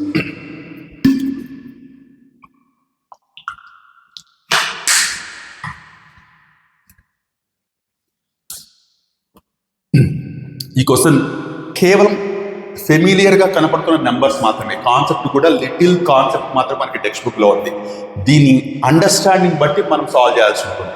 సో డైరెక్ట్గా ఇది టెక్స్ట్ బుక్లో లేదు, ఇది అవుట్ ఆఫ్ సిలబస్ అనుకోవడానికే ఛాన్స్ లేదు. ఖచ్చితంగా మీరు నోటీస్ చేయాల్సిన విషయం ఇది. ఇప్పుడు ఇక్కడ √x అంటున్నారు. ఏదో x + 1/x అంటే ఓకే, దీన్ని మళ్ళీ రెసిప్రోకల్ చేసుకుని ఏదో మేనేజ్ చేసేవాళ్ళు. √x + 1/√x అంటున్నారు. కొంతమంది దీన్ని స్క్వేర్ చేసి ఏదైనా చెయ్యొచ్చేమో అని కూడా అనుకుంటారు. కొంతమంది ఎలా ఆలోచిస్తారంటే దీన్ని స్క్వేర్ రూట్ కాకుండా ఇప్పుడు దీన్ని k అనుకుందాం, దీన్ని సాల్వ్ చేస్తే x + 1/x + 2 = k² అవుతుంది. సో x + 1/x = k² - 2 అవుతుంది.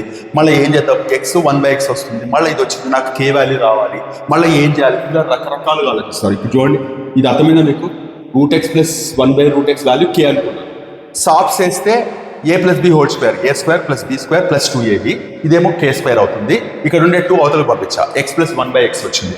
ఇప్పుడు నేను ఇక్కడ మెయిన్ మెథడ్ కాకుండా నేను ఇప్పుడు చాలా మంది అనుకునే మెథడ్ చెప్తున్నాను. x వచ్చేసి 7 - 4√3 అయితే 1/x వచ్చేసి ఏమవుతుంది, 7 + 4√3 అవుతుంది. If I'm not wrong, yes 7 + 4√3. ఇవి రెండు యాడ్ చేస్తే 14 = k² - 2 అవుతుంది. 16 = k² అవుతుంది. k = 4 అవుతుంది. మళ్ళీ ఇక్కడ డౌట్ +4 -4. ఇది ఒక మెథడ్. కొంచెం ఫాస్ట్గా చెప్పేశాను, కొంచెం అర్థం చేసుకోవడానికి ట్రై చేయండి. ఎందుకంటే నా మైండ్లో వేరే మెథడ్ ఉందన్నమాట, అందుకని ఇది రఫ్గా చెప్పేస్తాను. ఇప్పుడు ఇది వస్తే x = 7 - 4√3 అని నాకు √x కావాలి. √x కావాలంటే దీనికి కూడా నేను ఇట్లా పెట్టాలి కదా, ఇలా కదా పెట్టాల్సి. ఇప్పుడు ఏంటిది, ఇది పర్ఫెక్ట్ స్క్వేర్ అయితేనే నాకు ఎగ్జాక్ట్ వాల్యూ వస్తుంది. ఇది యాక్చువల్గా ఏమవుతుంది తెలుసా, పర్ఫెక్ట్ స్క్వేర్. మీరు జాగ్రత్తగా అబ్జర్వ్ చేయండి. ఈ చివరిలో ఉండే -4√3ని -2 × 2 × √3 రాసుకుంటుంది.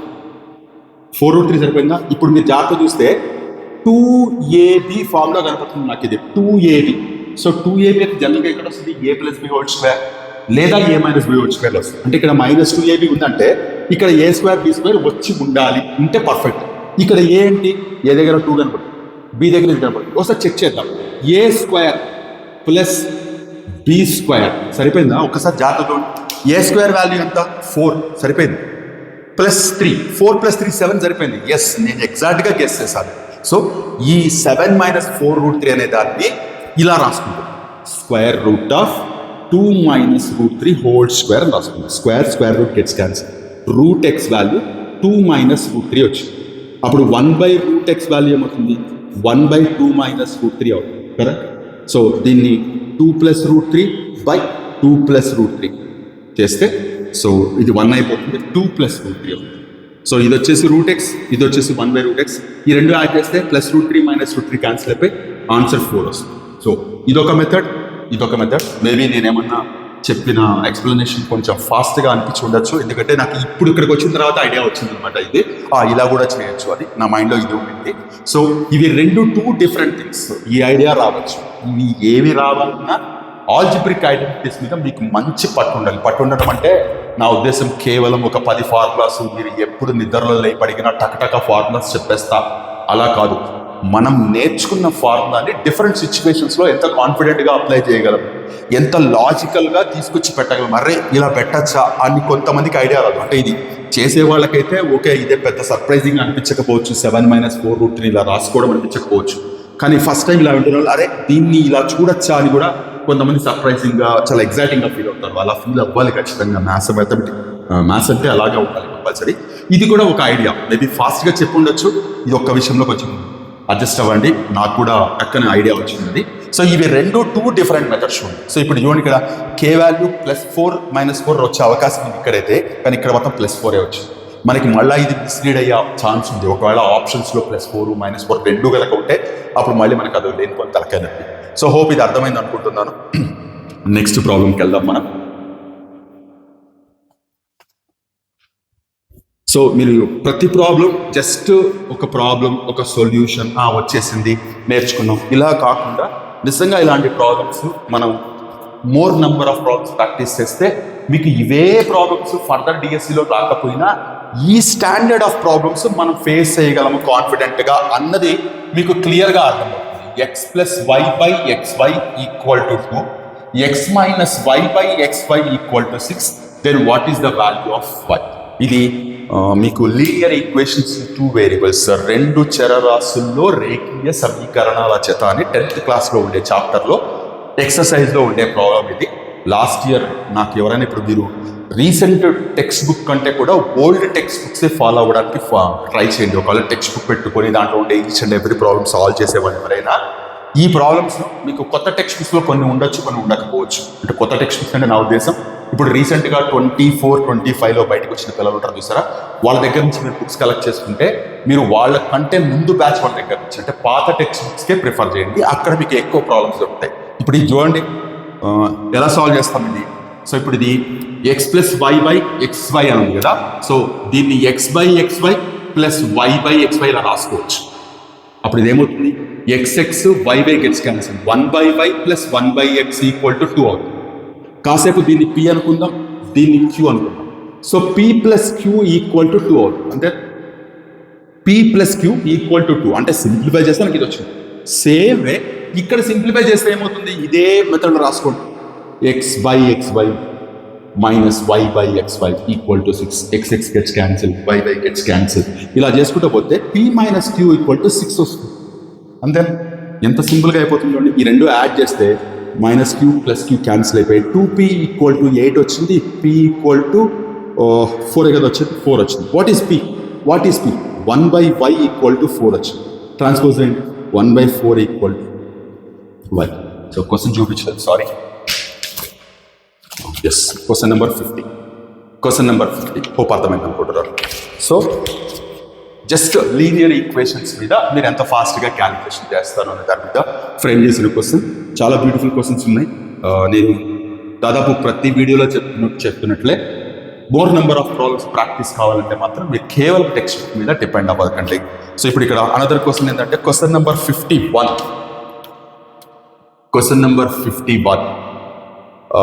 5x³ - x² + 6x - 2 అనే పాలినామియల్ని 1 - 5xతో డివైడ్ చేస్తే వాట్ ఈస్ ద రిమైండర్ అని అడిగారు.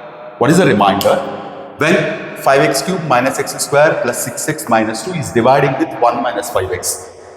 5x³ - x² + 6x - 2 అనే బహుపదిని 1 - 5x అనే బహుపదితో భాగిస్తే వచ్చే శేషం ఎంత అని మనం జనరల్గా 9th క్లాస్ పాలినామియల్స్ చాప్టర్లో ఈ పర్టికులర్ ప్రాబ్లమ్స్ చూస్తారు. రిమైండర్ తీరం ఒక దాంతో రిమైండర్ డివైడ్ చేస్తే మనకి రిమైండర్ ఎంత వస్తుంది అంటే తీసుకెళ్ళి సబ్స్టిట్యూట్ చేయండి. ఇప్పుడు దీన్ని మీరు 0కి ఈక్వేట్ చేస్తే 5x = 1, x = 1/5 అని వస్తుంది. ఈ x = 1/5 అనే దాన్ని తీసుకొచ్చి ఇక్కడ సబ్స్టిట్యూట్ చేస్తే మీకు ఏదైతే సింప్లిఫికేషన్ తర్వాత వాల్యూ వస్తుందో అదే మనకి కావాల్సింది. సో ఇప్పుడు p of 1/5 wherever x is there, ఎక్కడ x ఉంటే అక్కడ 1/5 కాదు, 5 into 1/5 whole cube minus 1/5 whole square plus 6 into 1/5 minus 2. So ఇప్పుడు ఏమవుతుంది, 5 into 1/125 minus 1/25 plus 6/5 minus 2. ఇది చూడండి, 1/25 minus 1/25 క్యాన్సిల్ అయిపోతే డైరెక్ట్గా, plus 6/5 minus 2. So 5, 6 minus 10 minus 4/5. అంతేనా? ఎస్, minus 4/5 అనేది మీకు కనపడుతుంది అనుకుంటా అందరికీ. ఆన్సర్ అయింది. సో వేరే ఆప్షన్ లేదు, సింప్లిఫికేషన్ చేసుకుంటే వెళ్ళడం. దీన్ని డివైడ్ చేసుకుంటే మాత్రం చాలా పెద్దగా అవుతుంది. ఇది 9th క్లాస్ టెక్స్ట్ బుక్లో ఉండే ప్రాబ్లమ్సే. సో నేను ప్రతి ప్రాబ్లం దగ్గర మెన్షన్ చేస్తున్నట్టు మోర్ నెంబర్ ఆఫ్ ప్రాబ్లమ్స్ ఇలాంటి మెథడ్స్ మీద చేస్తే మీకు కాన్ఫిడెంట్గా క్యాలిక్యులేషన్స్ ఫేస్ చేయగలరు. మోర్ ఓవర్ కాన్సెప్ట్ కూడా మీకు కంప్లీట్గా రిజిస్టర్ అవుతుంది. ఇకపోతే నెక్స్ట్ క్వశ్చన్ 52. మనకి ట్రిగనామెట్రీ అండ్ కోఆర్డినేట్ జామెట్రీ 2 టాపిక్స్ని కనెక్ట్ చేసుకుంటూ అడిగిన క్వశ్చన్ ఇది. ఒకసారి క్వశ్చన్ చూడండి. A cos theta plus b sin theta comma 0. ఈ మొత్తం ఎక్స్ వాల్యూ, ఇది వై వాల్యూ. అలాగే 0 కామా కింద రాస్తున్నాను, 0 comma a sin theta minus b cos theta అనే ఈ 2 పాయింట్స్కి మధ్య డిస్టెన్స్ ఎంత అని అంటారు. ఇంట్రెస్టింగ్ కదా. ఇది x1 y1 అనుకుందాం, ఇది x2 y2 అనుకుందాం. ఇదేమి మరీ సర్ప్రైజ్ అయ్యేంత క్వశ్చన్ ఏం కాదు. చాలా చోట్ల మీరు ఇలాంటి క్వశ్చన్స్ చూస్తుంటారు 10th క్లాస్ అకాడమిక్ సైడ్ కూడా. So x1 y1 x2 y2 అనుకుంటే distance formula square root of x2 minus x1 whole square plus y2 minus y1 whole square formula. ఒకవేళ మీరు పేపర్ మీద చేస్తున్నప్పుడు ఫార్ములాస్ రాసుకోవాల్సిన అవసరం అంటే డైరెక్ట్గా ఇలా పెట్టుకొని రాసేసుకోవచ్చు. So square root of x2, ఇది x2, x1 ఇది x2, ఇది x1 ఇది. So 0 minus a cos theta plus b sin theta whole square అంతేనా, x2 minus x1 whole square plus y2 a sin theta minus b cos theta, ఇది y2 minus y1. So ఇప్పుడు ఇది ఈ 0 minus this minus of this అవుతుంది. పైన square ఉండడం వల్ల మీరు ఇదంతా మర్చిపోవచ్చు. కరెక్ట్. అలాగే ఇక్కడ -0 ఉండడం, ఇదంతా మర్చిపోవచ్చు. ఇది మీరు చూడగానే మీకు ఐడియా రావాలి. సో ఇప్పుడు మీరు just a cos theta plus b sin theta whole square, a sin theta minus b cos theta whole square. So ఏమవుతుంది చెప్పండి, ఇది a square cos square theta b square sin square theta plus 2ab cos theta sin theta. దీనికి formulas అండి, a square plus B square plus 2ab. అంతేనా? A cos theta plus b sin theta whole square అంటే a square plus B square plus 2ab formula apply చేస్తాం. Next ఇక్కడ a square sin square theta plus B square cos square theta minus 2ab cos theta sin theta. ఇప్పుడు మీరు జాగ్రత్తగా చూస్తే square root ఉంది, ఇది మర్చిపోయారా? మనకి ఆప్షన్స్లో కూడా స్క్వేర్ రూట్ లేకుండా మనల్ని కన్ఫ్యూషన్కి పొరపాటు మన క్యాలిక్యులేషన్స్లో పొరపాటు అయ్యామా, మన కర్మగాలి ఫస్ట్ ఆప్షన్ అది ఉందన్నమాట. Square root of a square plus B square అనేది కరెక్ట్ ఆప్షన్. యాక్చువల్గా a square plus B square first option అండి. పొరపాటు రాస్తున్నప్పుడు ఇది మిస్ చేస్తే కిందికి వచ్చేప్పటికి ఏమవుతుందంటే మనకి ఇక్కడ చూడండి, ఇది క్యాన్సిల్ అయిపోతుంది. క్యాన్సిల్ అయిపోయి చూస్తే ఇక్కడ a square cos square theta ఉంది, ఇక్కడ a square sin square theta ఉంది. ఏ స్క్వేర్ కామన్ తీస్తే cos square theta plus sign square theta, మళ్ళీ బి స్క్వేర్ కామన్ తీస్తే బి స్క్వేర్లో కూడా sign square theta plus cos square theta. So sign square theta plus cos square theta 1 కాబట్టి ఏ square plus B square రాస్తాం. ఈ ప్రాసెస్లో మనం square root మర్చిపోయి కిందికి వచ్చేసాలి. మన కర్మగాలి ఫస్ట్ ఆప్షన్ అది ఉంటుంది, A square plus B square, అది పెట్టేసి వస్తాం. So be very clear with the calculations. మనకి బాగా తెలిసి చేస్తున్నప్పుడు ఒక స్టెప్ కూడా మిస్ కాకూడదు అన్నది మనకి మైండ్లో ఉంటే 1-2 సార్లు క్రాస్ చెక్ చేసుకుంటాం అనమాట. సో ఇక్కడ ఏ ప్రాబ్లమ్స్ కూడా మీరు క్యాలిక్యులేషన్స్ పెద్దగా ఉన్నాయి, చాలా మందికి ఏదైనా ప్రాబ్లమ్స్ చెప్తున్నప్పుడు కామన్గా అడిగే డౌట్ అనమాట, ఇంత పెద్ద క్యాలిక్యులేషన్ సంబంధించి ప్రాబ్లమ్స్ ఉంటాయా? మామూలుగా ఏదైనా కొన్ని ప్రాబ్లమ్స్ పిక్ చేసి మంచిగా అనిపించినవి చెప్తున్నప్పుడు చాలా మంది రైస్ చేసే డౌట్ ఇది. సార్ ఇంత పెద్ద క్యాలిక్యులేషన్ ప్రాబ్లమ్స్ ఉంటాయా అని కొంతమంది భయపడతారు, కొంతమంది డైరెక్ట్గా అంటారు మీరు అనవసరంగా మిస్లీడ్ చేస్తున్నారు, ఇంత పెద్ద ప్రాబ్లమ్స్ ఏమి ఉండవని. నేను ఈ ప్రాబ్లమ్స్ అంతా డైరెక్ట్గా పేపర్ నుంచి తీసుకొని ఎక్స్ప్లెయిన్ చేస్తున్నాను. మేబీ నేను ఎక్స్ప్లెయిన్ చేసే మెథడ్ తప్పు అయి ఉండొచ్చు. తప్పంటే నా ఉద్దేశం మెథడ్ లెంతీ అయి ఉండొచ్చు. ఇంతకంటే బెటర్ మెథడ్స్, ఇంతకంటే షార్ట్ వేలో ఉండేది కూడా ఉండొచ్చేమో. నాకంటే బెటర్ మెథడ్ లేవని నేను ఎలా చెప్పగలను చెప్పండి? ఖచ్చితంగా ఉండొచ్చు. ఇక్కడ మీరు గమనించాల్సింది ఏంటంటే కేవలం సొల్యూషన్ ప్రాసెస్ కాదు, క్వశ్చన్స్ ఎలా ఇస్తున్నారు, ఏ స్టాండర్డ్ ఆఫ్ లెవెల్కి క్వశ్చన్స్ని మనం ప్రిపేర్ అవ్వాలన్నది క్లారిటీ ఇవ్వడం కోసమే నేను అంతా డిస్కస్ చేస్తున్నాను. ఆర్ఎల్సీ ఈ పేపర్ డైరెక్ట్గా పెట్టేసి మీరే ట్రై చేయండి చెప్పేవాడిని. సో ప్రతి క్వశ్చన్ వెనక మనకి ఈ ఎంటైర్ విషయాలు అర్థం చేసుకుంటే మనకి ప్రిపరేషన్లో బాగా హెల్ప్ అవుతుంది అనేది నా పర్టికులర్ విషయం అనమాట. ఈవెన్ నేను ప్రిపేర్ అవుతున్నప్పుడు కూడా అప్పటి వరకు నేను టీచ్ చేస్తూ ఉండేవాడిని. సడన్గా డిఎస్సి పేపర్ ఎలా ఉంటుంది, ఏ స్టాండర్డ్లో ఉంటుంది అన్నది నేను పేపర్ అంతా కూర్చొని ప్రతి క్వశ్చన్ క్లియర్గా అనలైజ్ చేసుకున్న తర్వాతనే నాకు ఒక ఐడియా వచ్చింది. ఓకే, ఈ లెవెల్ వరకు క్వశ్చన్స్ అడుగుతున్నారు, సో నాకు ఏమొచ్చు నాకు ఏం రావు, క్లారిటీ పెట్టుకున్న తర్వాతే నేను ప్రిపరేషన్లోకి దిగాను. సో క్వశ్చన్ స్టాండర్డ్ ఏంటి అనేది ఖచ్చితంగా తెలుసుకోవాలి, మనకి ఈ లెవెల్ వరకు ఇస్తారని. అందుకని ఇదంతా చెప్తున్నాను నేను. ఇకపోతే క్వశ్చన్ నెంబర్ 53 నేను ఇక్కడ స్క్రీన్ దగ్గర కూడా పెడుతున్నాను. ఇన్ కేసు ఎవరైనా నోట్ చేసుకొని మీరు ఓన్గా ట్రై చేస్తారేమో ట్రై చేయండి. పెడుతున్నాను, పాస్ కొట్టుకొని ట్రై చేయండి.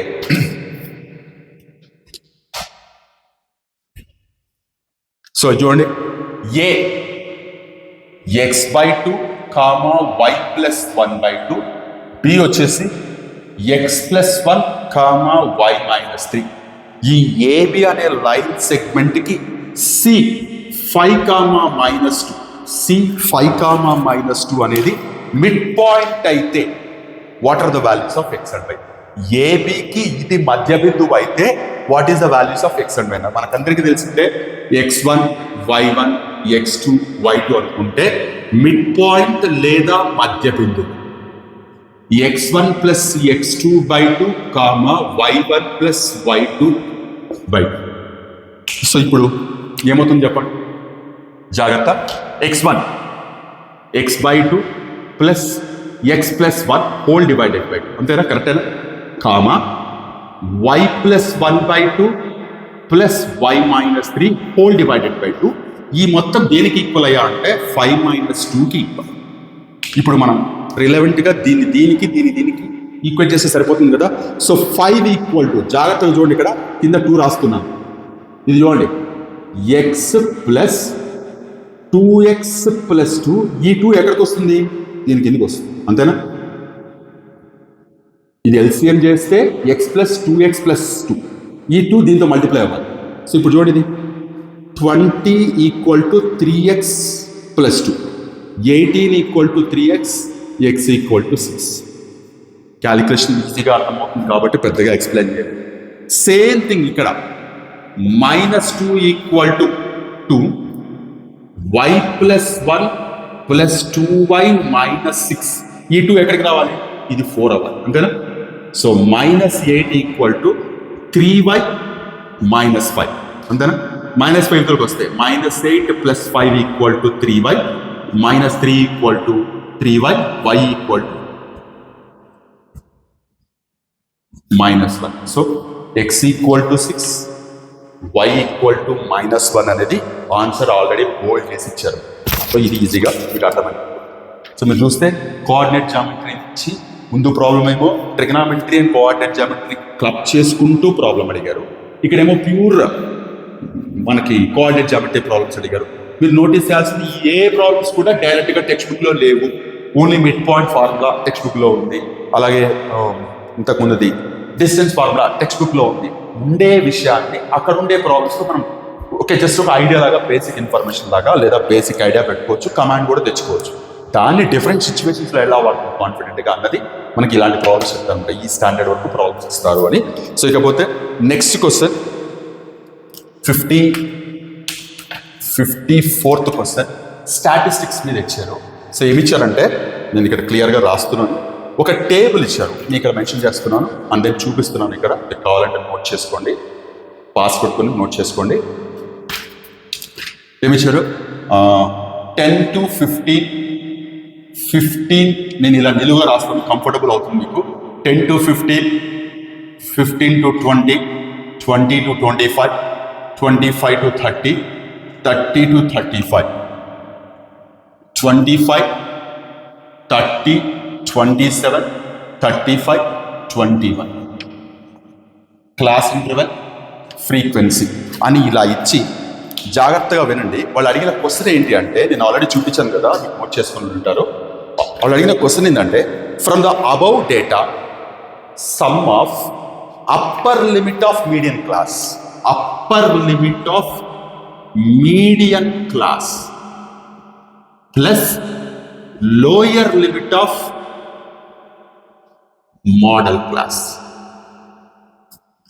Lower limit of modal class అంటే మీరు ఈ టేబుల్ నుంచి ఫస్ట్ ఈ వాల్యూ ఎక్స్ట్రాక్ట్ చేయాలి, ఈ వాల్యూ ఎక్స్ట్రాక్ట్ చేయాలి. సో ఇప్పుడు ఫస్ట్ ఈజీగా ఫస్ట్ చూడగానే ఏమైపోతుంది, మోడల్ క్లాస్ ఈజీగా చెప్పచ్చు. మోడల్ క్లాస్ అంటే హైయెస్ట్ ఫ్రీక్వెన్సీ ఉండే క్లాస్ని మనం మోడల్ క్లాస్గా రౌండప్ చేస్తాం. సో 35 అనేది మనకి మోడల్ క్లాస్. 35లో లోయెస్ట్ వాల్యూ ఉంటుంది 25, అంటే ఇది 25 అయింది, ఫైన్ బాగానే ఉంది. సో ఇప్పుడు upper limit of upper limit of medium class అంటే మనం ఖచ్చితంగా దీనికి ఇక్కడ క్యూములేటివ్ ఫ్రీక్వెన్సీ రాయాల్సింది. క్యూములేటివ్ ఫ్రీక్వెన్సీ ఏమో చెప్పండి, 25. 25కి 30 యాడ్ చేస్తే 55, దీనికి 27 యాడ్ చేస్తే 82, దీనికి ఇంత యాడ్ చేస్తే 117, దీనికి ఇది యాడ్ చేస్తే 138. సో ఇప్పుడు ఇది ఏమవుతుంది, n = 138 అవుతుంది. n/2 65, 69 అవుతుంది, అంతేనా? 69 అవుతుంది. అంటే ఇప్పుడు ఈ క్లాస్ క్యూములేటివ్ ఫ్రీక్వెన్సీలో మోర్ దాన్ n/2 అబ్జర్వేషన్స్ ఎక్కడైతే ఫస్ట్ వస్తాయో అక్కడ మనం అవుతాం. 25 16 కంటే చిన్నది, 55 16 కంటే చిన్నది, 82 ఓకే, ఇది మనకి మీడియన్ క్లాస్. ఈ మీడియన్ క్లాస్లో వాళ్ళు అప్పర్ లిమిట్ అడిగారు, అంటే ఇది కూడా 25 వచ్చు. సో 25 + 25 50. సో ఆన్సర్ 50 బోల్డ్ చేసి పెట్టారు వాళ్ళు. సో ఇలా మనకి తెలిసిన ఇన్ఫర్మేషనే రెగ్యులర్ క్యాలిక్యులేషన్స్ కంటే కూడా చాలా కూల్గా కామ్గా దీన్ని చదివి అర్థం చేసుకొని పక్కకి రాసుకొని, నేను పదే చెప్పేది ఏంటంటే కొన్ని ప్రాబ్లమ్స్ 1 minute టైం తీసుకోండి. చూడగానే ఇందాక మనకి ప్రాబబిలిటీ క్వశ్చన్స్ చూసాం, 1 minute ఎందుకు పడుతుంది, చూడగానే టక్క చిన్న క్యాలిక్యులేషన్స్ చేసుకొని 30-40 సెకండ్స్లో మీరు సాల్వ్ చేసేయచ్చు, ఆన్సర్ ఫైండ్ అవుట్ చేసేయచ్చు. అక్కడ మిగిలిన టైం అంతా తీసుకొచ్చి మనం ఇలాంటి ప్రాబ్లమ్స్ మీద పెట్టాలి, అది మీరు నోటీస్ చేయాలి. ఎక్స్క్యూజ్ మీ, మధ్యలో చెక్ చేసుకోవాలి వీడియో రికార్డింగ్ అవుతుందా లేదా.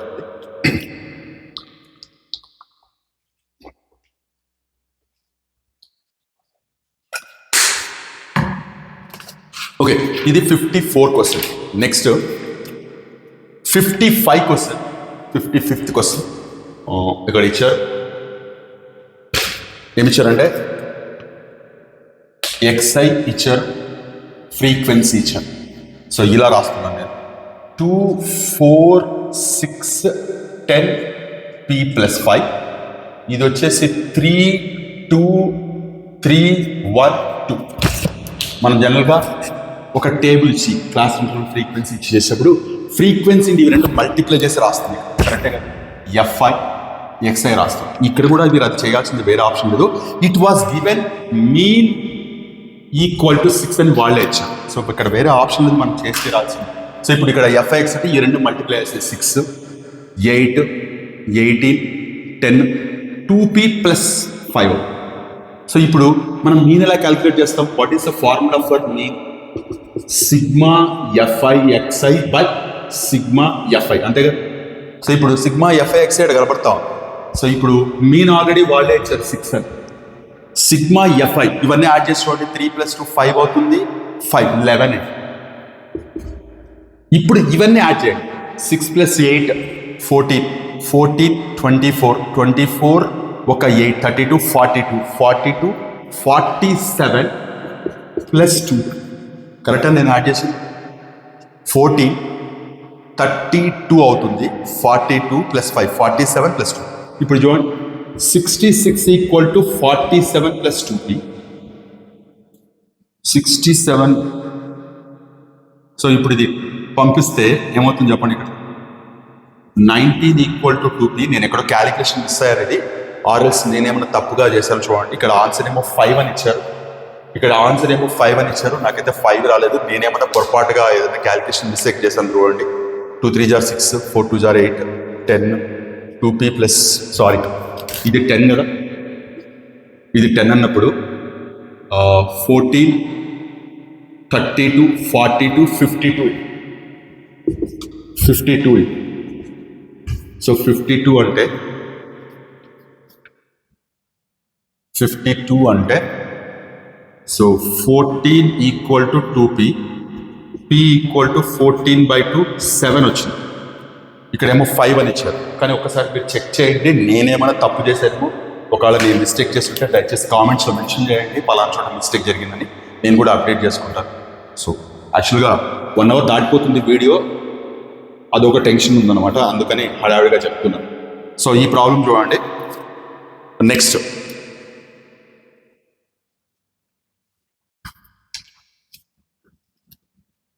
సో ఇది చూడండి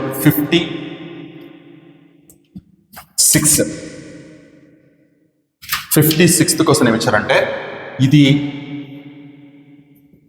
10th క్లాస్ టెక్స్ట్ బుక్ లో ఈ సంవత్సరం ఒక టాపిక్ పెట్టారు, ఏరియాస్ రిలేటెడ్ టు సర్కిల్స్ అని. సో ఇక్కడ ఇది ఇంతకుముందు మనకి సిబిఎస్ఈ టెక్స్ట్ బుక్ లో ఈ కైండ్ ఆఫ్ క్వశ్చన్స్, ఈ కైండ్ ఆఫ్ ప్రాబ్లమ్స్ అన్నీ ఉండేవి. సో ఇక్కడ వాళ్ళు ఇలా ఒక డయాగ్రామ్ ఇచ్చారు. వాళ్ళు ఇచ్చిన ఇన్ఫర్మేషన్ ఏంటంటే ఓఏ ఈక్వల్ టు 20 సెంటీమీటర్, ఇది ఒక్కటే ఇన్ఫర్మేషన్ ఇచ్చారు. ఇలా ఒక డయాగ్రామ్ ఇచ్చారు. ఇది ఒక క్వాడ్రాంట్లో ఒక స్క్వేర్ ఇలా పెట్టారు. స్క్వేర్ ఇలా పెట్టి సో పై వాల్యూ 3.14 తీసుకోండి పై వాల్యూ. ఇక్కడ దీని ఏరియా ఎంత అని అడిగారు. సో ఇప్పుడు మీకు కనుక్కోవాల్సింది ఏంటంటే, ఇక్కడ మీకు కనబడుతున్న ఈ ఫిగర్లో క్వాడ్రాంట్లో నుంచి స్క్వేర్ తీసేస్తే మనకి కావాల్సిన షేడెడ్ ఏరియా వస్తుంది. సో ఇప్పుడు ఇక్కడ ఏరియా ఆఫ్ షేడెడ్ పోర్షన్, నేను ఇట్లా షార్ట్ ఫామ్లో రాశాను, అంటే ఇక్కడ షేడ్ చేయబడిన ప్రాంతం యొక్క వైశాల్యం అనుకోండి. సో ఇప్పుడు ఇక్కడ క్వాడ్రాంట్ మైనస్ స్క్వేర్, క్వాడ్రాంట్లో వచ్చి స్క్వేర్ తీసేస్తే వస్తుంది. స్క్వేర్ ఏరియా డైరెక్ట్గా చెప్పేయచ్చు కదా, 20 స్క్వేర్ అంటే -400, ఓకే హ్యాపీ. కానీ దీని ఏరియా కనుక్కోవాలంటే మనకి క్వాడ్రంట్ ఏరియా 1/4 πr² తెలుసు. ఆర్ తెలియాలి అంటే, ఆర్ అంటే ఇదిగో ఇలా జాయిన్ చేస్తాం, ఇలా జాయిన్ చేస్తే దీన్ని మనం ఆర్ అనుకోవచ్చు. బట్ ఈ ఆర్ అనేది ఈ స్క్వేర్కి డయాగ్నల్ అవుతుంది, డయాగ్నల్ తెలుగులో కర్ణం అవుతుంది. సో ఇప్పుడు ఇది 20 అన్నప్పుడు ఇది 20√2 అవుతుంది. ఇది చాలా చిన్న విషయమే, మీరు పైథాగరస్ అప్లై చేసినా వస్తుంది. యాజ్ ఏ ప్రాపర్టీ లాగా కూడా గుర్తుపెట్టుకోవచ్చు. సైడ్ ఇచ్చినప్పుడు డయాగ్నల్ √2 టైమ్స్ ఆఫ్ సైడ్ అవుతుంది. సో ఇప్పుడు ఆర్ ప్లేస్లో 20√2 పెట్టుకోవచ్చు. అంటే ఇప్పుడు ఇది 1/4 × 3.14, వాళ్ళే చెప్పారు ప్రాబ్లంలో 3.14 తీసుకోండి అని, 20√2². సో ఇప్పుడు ఇది ఏమవుతుందో అంటే 1/4 × 3.14 ఇది 400 × 4 అవుతుంది. 20కి స్క్వేర్ వేస్తే 400, సారీ 2 అవుతుంది. సో ఇప్పుడు చూడండి, 2 1 జార్ 2 2 జార్ క్యాన్సిల్ అయింది, 2 1 జార్ 200 జార్ క్యాన్సిల్ అయింది. ఇక్కడ ఉండే 2 జీరోస్ ఈ పాయింట్ తీసేస్తాయి, అంటే 314 × 2 -400. ఈ క్యాలిక్యులేషన్ కొంచెం ఫాలో అవ్వండి, ఫాస్ట్గా చెప్పేసాను నేను. 628 - 400 228 సెంటీమీటర్ స్క్వేర్ అవుతుంది. అది వాళ్ళు ఇచ్చిన వాల్యూ. సరిపోయింది. సారీ, నాకు టెన్షన్ ఉంది, ఎక్కడ వీడియో ఆగిపోతుందో అని, అందుకనే ప్రాబ్లం టు ప్రాబ్లం చెక్ చేసుకుంటున్నాను. Hope you understand. ఇప్పటికే 1 అవర్ దాటిపోయింది. యాక్చువల్గా 1 అవర్ దాటి హ్యాండిల్ చేయలేవు అనమాట, మొబైల్లో రికార్డ్ చేస్తూ ఉంటాను. So 57 question. ఇది చూడండి క్వశ్చన్.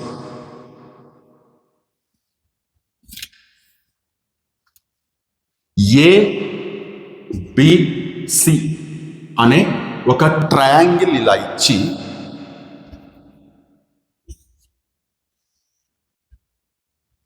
ABC అనే ఒక ట్రయాంగిల్ ఇలా ఇచ్చి దీంట్లో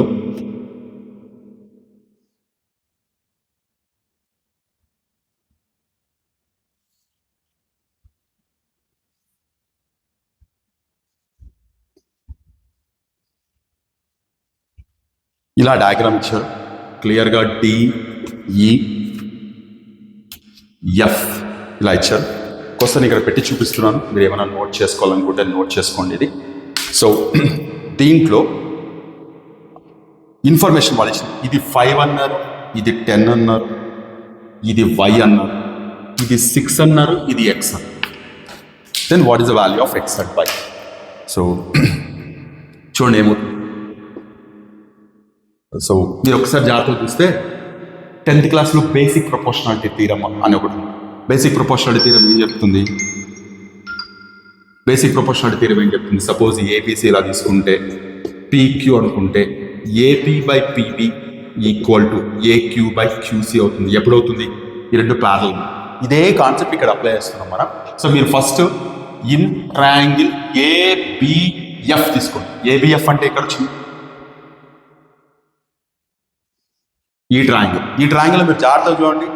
DE is parallel to AF. సరిపోయింది. అప్పుడు మనకి డైరెక్ట్గా ఇది రాయకుండా డైరెక్ట్గా వస్తుంది 6/x ఈక్వల్ టు 5/10. సో అప్పుడు మీకు ఏమవుతుంది? 5 1 jar 5 2 jar క్రాస్ మల్టిప్లికేషన్ చేస్తే 12 equal to X. X value 12 వచ్చింది. ఫైన్, బాగానే ఉంది. నెక్స్ట్ ఇన్ ట్రయాంగిల్ ఏబిసి తీసుకోండి. ఏబిసి మొత్తం ట్రయాంగిల్ తీసుకుంటుంది. దీంతో సంబంధం లేదు, మొత్తం ట్రయాంగిల్ తీసుకుంటున్నా. దీంట్లో నేనేం రాయొచ్చు? DF is parallel to AC అని రాయొచ్చు. DF is parallel to AC. అప్పుడు 6/x ఈక్వల్ టు ఇప్పుడు ఇది 15/y అని రాయాలి. ఈ మొత్తం. సో ఇప్పుడు ఇదేమవుతుంది? ఎక్స్ ఆల్రెడీ వచ్చేసింది కదా 12 అని.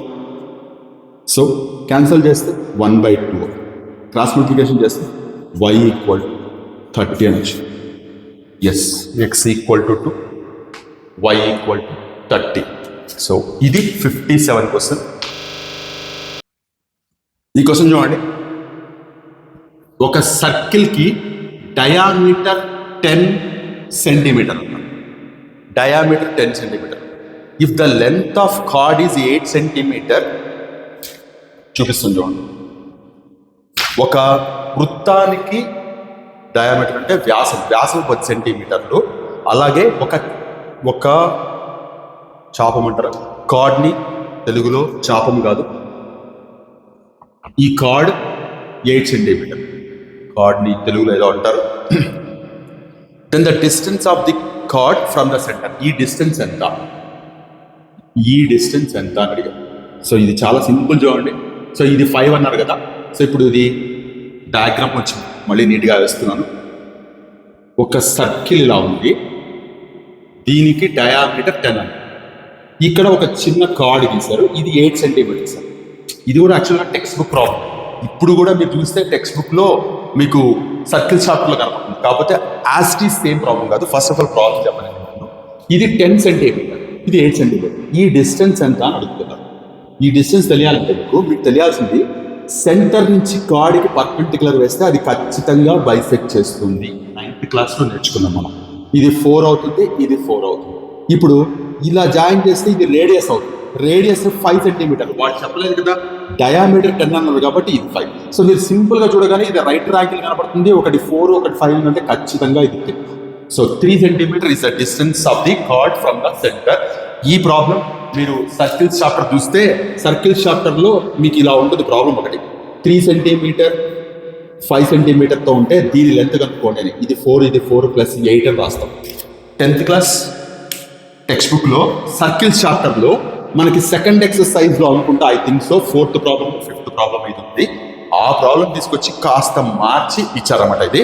అలాగే 59 క్వశ్చన్ చూడండి. 59 క్వశ్చన్ చూడండి. ఒక రెగ్యులర్ పాలిగాన్ తెలీదు మనకి. రెగ్యులర్ పాలిగాన్ ఎన్ని సైడ్స్ ఉంటాయో తెలీదు. 59 క్వశ్చన్ చూడండి.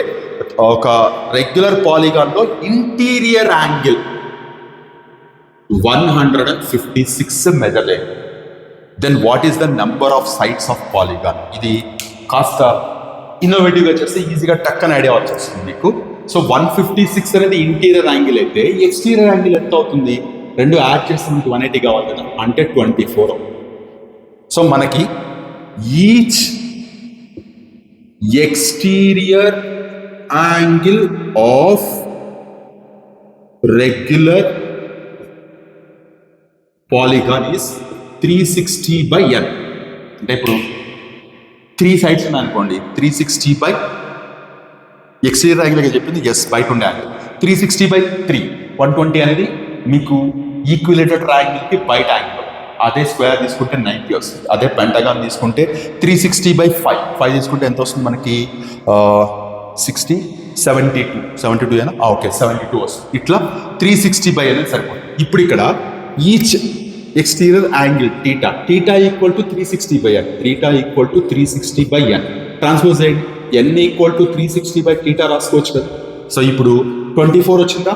n equal to 360/24. సో ఏమొస్తుంది? క్యాన్సిల్ చేస్తే 15 వస్తుంది. చూడండి ఇక్కడ 15 ఉంది. ఈ ప్రాబ్లమ్స్ ఎక్కడ ఉన్నాయో తెలుసా? 8th క్లాస్లో సెమిస్టర్ 1, సెమిస్టర్ 2 అనే 2 బుక్స్ ఉన్నాయి.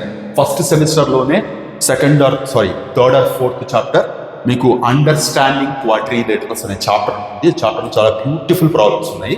చాలా ప్రాబ్లమ్స్ ఇలాంటి డిఎస్సి స్టాండర్డ్లో ఇవ్వగలిగే స్టాండర్డ్ ప్రాబ్లమ్స్ తీసుకొచ్చి మనకి 8th క్లాస్లో పెట్టడం జరిగింది అనమాట. చాలా బ్యూటిఫుల్ ప్రాబ్లమ్స్ ఉన్నాయి.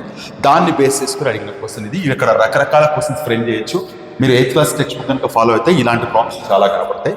చాలా ఇంట్రెస్టింగ్గా కూడా ఉంటాయి ప్రాబ్లమ్స్. ఫాలో అవ్వండి. So next question number 60. ఇక్కడ చూపిస్తున్నారు చూడండి. క్వశ్చన్ నెంబర్ 60 ఏమన్నారంటే, ఒక ట్రయాంగిల్ ఇచ్చారు. ఇలా ఒక ట్రయాంగిల్ ఇచ్చి ఏబిసి అలా ఇచ్చి, సో ఇక్కడ వచ్చేసి డిఈ ఇది ప్యారలల్ టు దిస్ అన్నారు. ఫైన్, బానే. వాళ్ళే ఒక ఇన్ఫర్మేషన్ ఇచ్చారు, DE is to BC equal to 3:5. ఇది 3 అన్నారు, ఇది 5 అన్నారు. So what is the ratio of area of AD? Area of ADE by పైన ఉండే triangle area by area of BCED. ఇది కొంచెం డీటెయిల్గా మనం డిస్కస్ చేయాల్సిన విషయం. ఇది ఇక్కడ విషయం ఏంటంటే, మనకి లాస్ట్ ఇయర్ లేదా అంతకు ముందు ఇయర్ టెక్స్ట్ బుక్స్ కనుక తీసుకుంటే ట్రయాంగిల్స్ చాప్టర్లో 10th క్లాస్ గురించి మాట్లాడుతున్నాను. There is a theorem called as, స్పెసిఫిక్గా పేరు లేదు దానికి, ratio of areas of similar triangles అని జనరల్గా చెప్తా ఉంటాం. అంటే స్వరూప త్రిభుజాల వైశాల్యాల నిష్పత్తి సిద్ధాంతం అని అంటాం. అంటే స్పెసిఫిక్గా మ్యాథమెటిషియన్ పేరుతో ఈ థీరం లేదు. ఒక రిలేషన్, ఒక అండర్స్టాండింగ్ లాగా ratio of areas of similar triangles. మీరు ఓల్డ్ టెక్స్ట్ బుక్లో చూస్తే ఇది కనపడుతుంది. దీని మీద ఒక సపరేట్ ఎక్సర్సైజ్ ఉంది, ఎగ్జాంపుల్ ప్రాబ్లమ్స్ ఉన్నాయి, థీరం ఉంది. తెలుగులో అయితే స్వరూప త్రిభుజాల వైశాల్యాల నిష్పత్తి సిద్ధాంతం అని. ఏం చెప్తుంది ఇది అని? ఒక 2 ట్రయాంగిల్స్ కనుక సిమిలర్ అయితే వాటి ఏరియాస్ నిష్పత్తి, వాటి వైశాల్యాల నిష్పత్తి, వాటి స్వరూప భుజాల వర్గాల నిష్పత్తికి సమానం. The ratio of areas of similar triangles is equals to square the ratio of their corresponding sides. స్వరూప త్రిభుజాల వైశాల్యాల నిష్పత్తి వాటి అనురూప భుజాల వర్గాల నిష్పత్తికి సమానం అని ఒక పెద్ద స్టేట్మెంట్ ఉంటుందన్నమాట. దాని కింద ప్రూఫ్ కూడా ఉంది. దీన్ని బేస్ చేసుకుని అడిగిన క్వశ్చన్ ఇది. సో ఇప్పుడు ఇక్కడ వాళ్ళు ఏమంటున్నారు? డిఈ ఇస్ టు బీసీ 3:5 అన్నారు. అంటే ఇప్పుడు మనం హోల్ ట్రయాంగిల్ తీసుకున్నాం. ఇది 2 ప్యారల్ కాబట్టి ఖచ్చితంగా ఈ 2 యాంగిల్స్ ఈక్వల్గా ఉంటాయి. ఇక్కడ ఈ 2 యాంగిల్స్ ఈక్వల్ ఉంటాయి కాబట్టి ఏడిఈ సిమిలర్ టు ఏబిసి అవుతుంది, డౌటే లేకుండా. ఇక్కడ వాళ్ళు ADE area by ABC area తీసుకుంటే మనం DE by BC whole square అని రాసుకోవచ్చు. అదేంది ఏబిసి వాళ్ళు అడగలేదు కదా, వాళ్ళు అడిగింది వేరే అని కదా మీకు డౌట్ రావచ్చు. ఫస్ట్ ఆఫ్ ఆల్ నేను చెప్పలేము. సో ఇప్పుడు ఇక్కడ డిఈ అనేది క్లియర్ కనబడుతుంది. డిఈ బై బీసీ 3/5 అంటే దీన్ని 3/5 హోల్ స్క్వేర్ అని రాసుకోవచ్చు. అంటే 9/25 రాసుకోవచ్చు. అంటే దాని అర్థం ఏంటి? ADE area by ABC area ఏదైతే ఉన్నాయో 9:25 రేషియోలో ఉన్నాయి. అంటే దాని అర్థం ఈ పైన ఉండే ఏరియా 9x ఉంటే మొత్తం ఏరియా 25x ఉంటుంది. జాగ్రత్త చూడండి, ఈ ఏడి ఏరియా 9x ఉంటే ఈ మొత్తం ట్రయాంగిల్ ఏరియా 25x ఉంటుంది. ఇప్పుడు మొత్తం ట్రయాంగిల్ అని చెప్తున్నా, అప్పుడు కింద పార్ట్ ఎంత ఉంటుంది? 16x. అప్పుడు రేషియో ఏమవుతుంది? 9/16 అవుతుంది. అదే వాళ్ళు ఇచ్చింది.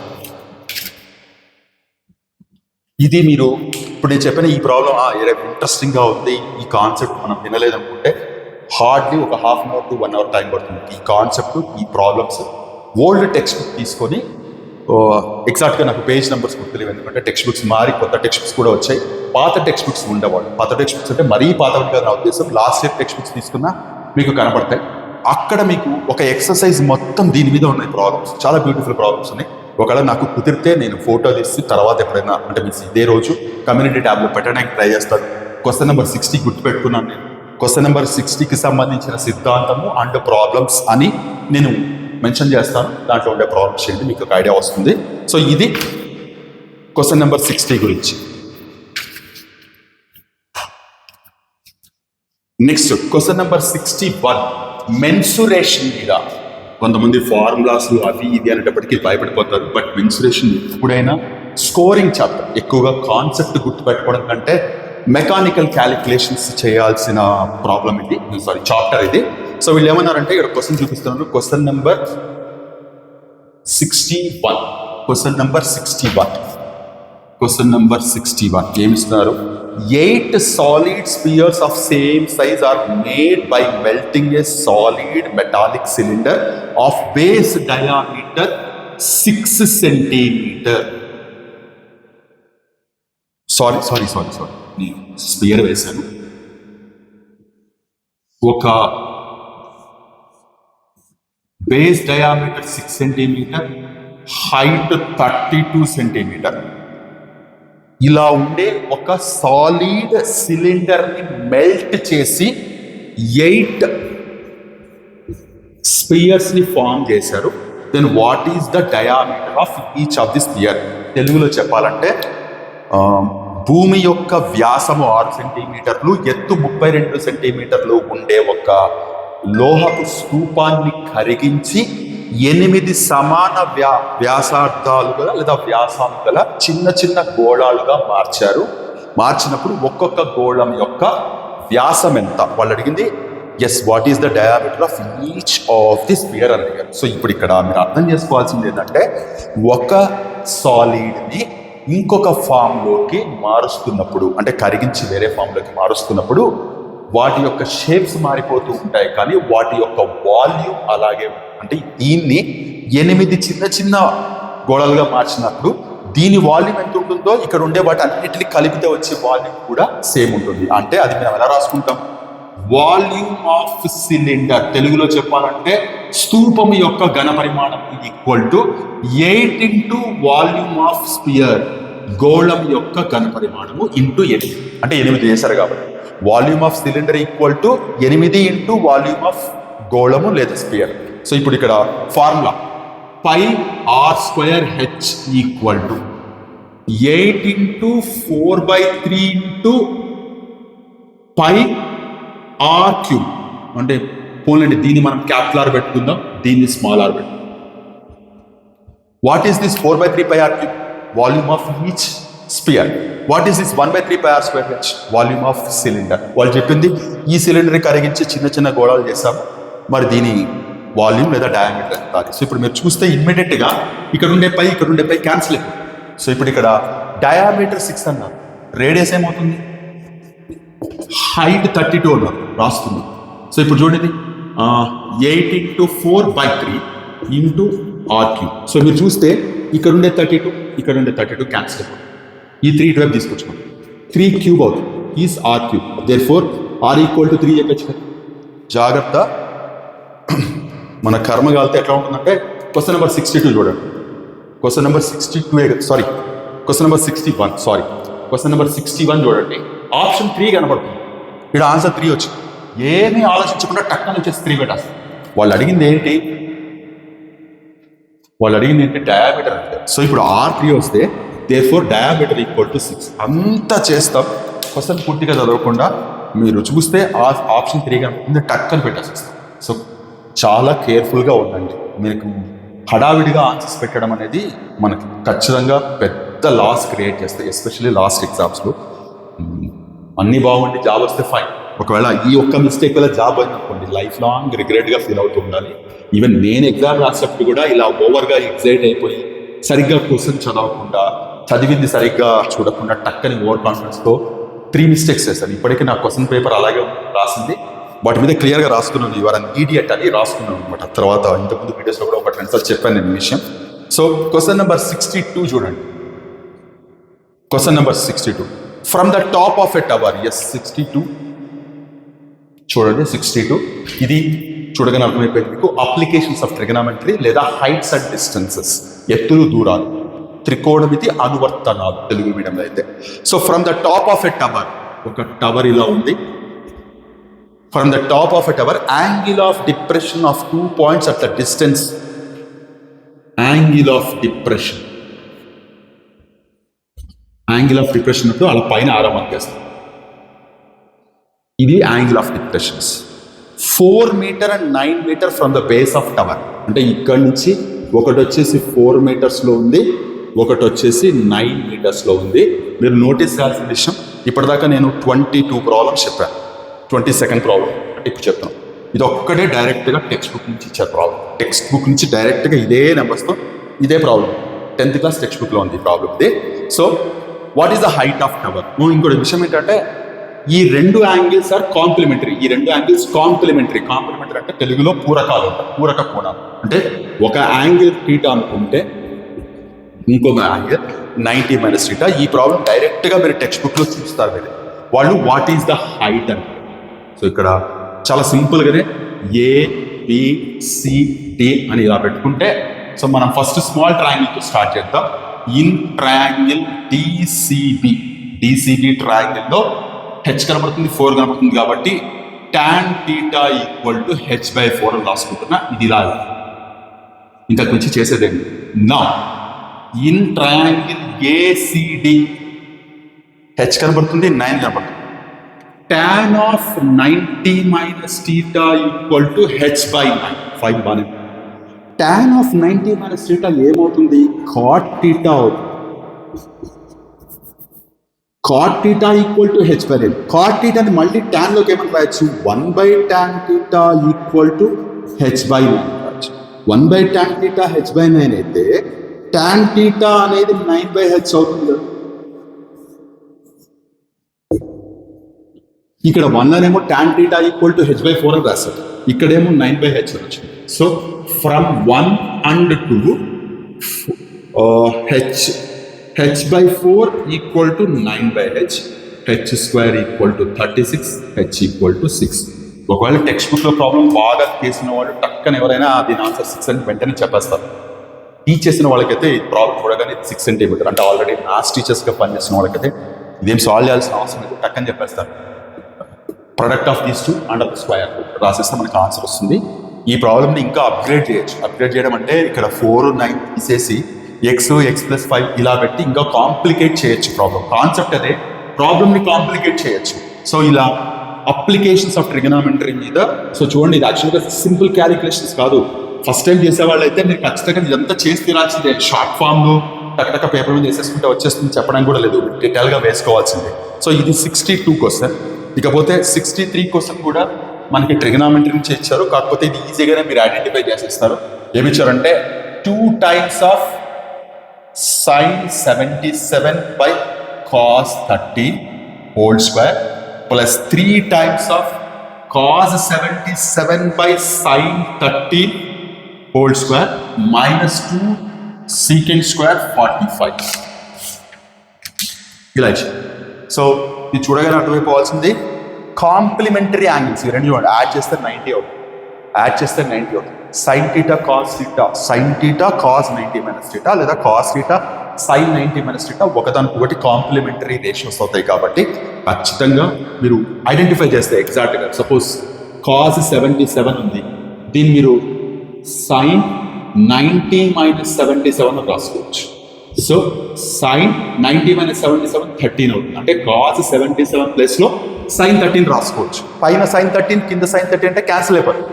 1 అవుతుంది. 1కి స్క్వేర్ వేస్తే 1 ఇక్కడ కూడా సేమ్ థింగ్ కదా, అంటే ఈ మొత్తం 1 అవుతుంది, ఈ మొత్తం 1 అవుతుంది, అంటే 2 into 1 2, 3 into 1 -2 into secant square 45. secant 45 value ఎంత?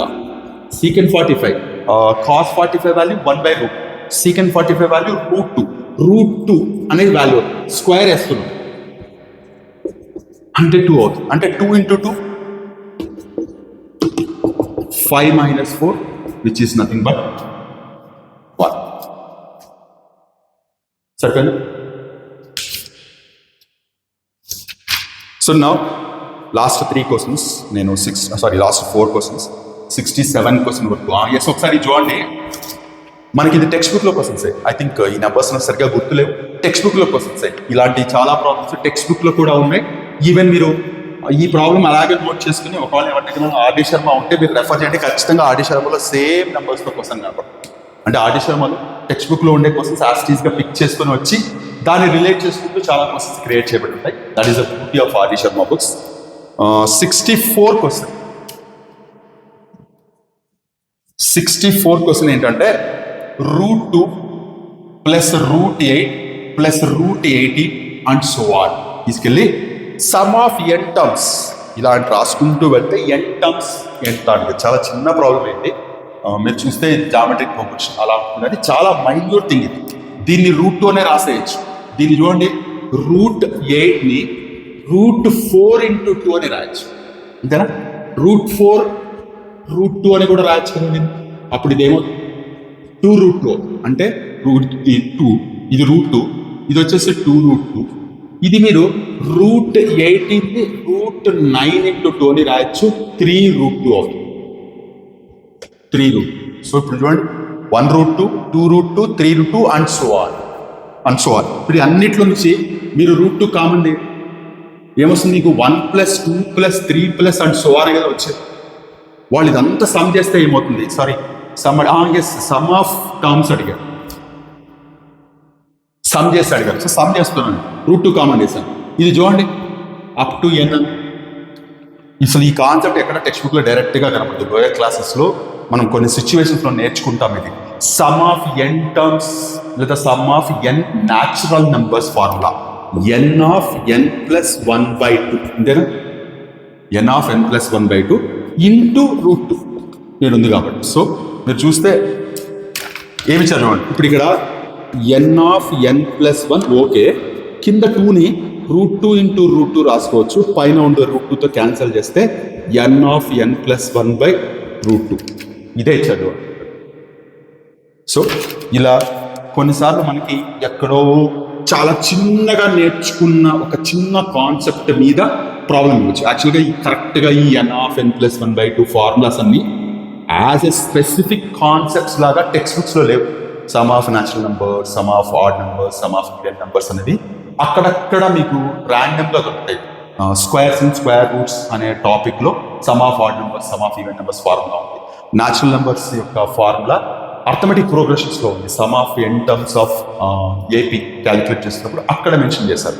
ఇలా అక్కడక్కడ జస్ట్ మైన్యూట్గా ఇచ్చే కాన్సెప్ట్స్ మీద కూడా క్వశ్చన్స్ ఫ్రేమ్ చేస్తారని మీరు నోటీస్ చేయాలి. Next 65 question number 65. సో ఇది చూడండి, length breadth height of a room. So ఒక రూమ్ ఇలా ఉందంటున్నారు, ఒక రూమ్ ఇలా ఉందంటున్నారు. వాళ్ళు ఇచ్చింది నేను ఇక్కడ మెన్షన్ చేస్తున్నాను, చూపిస్తున్నాను. చూడండి ఏమిస్తున్నారు ఇక్కడ.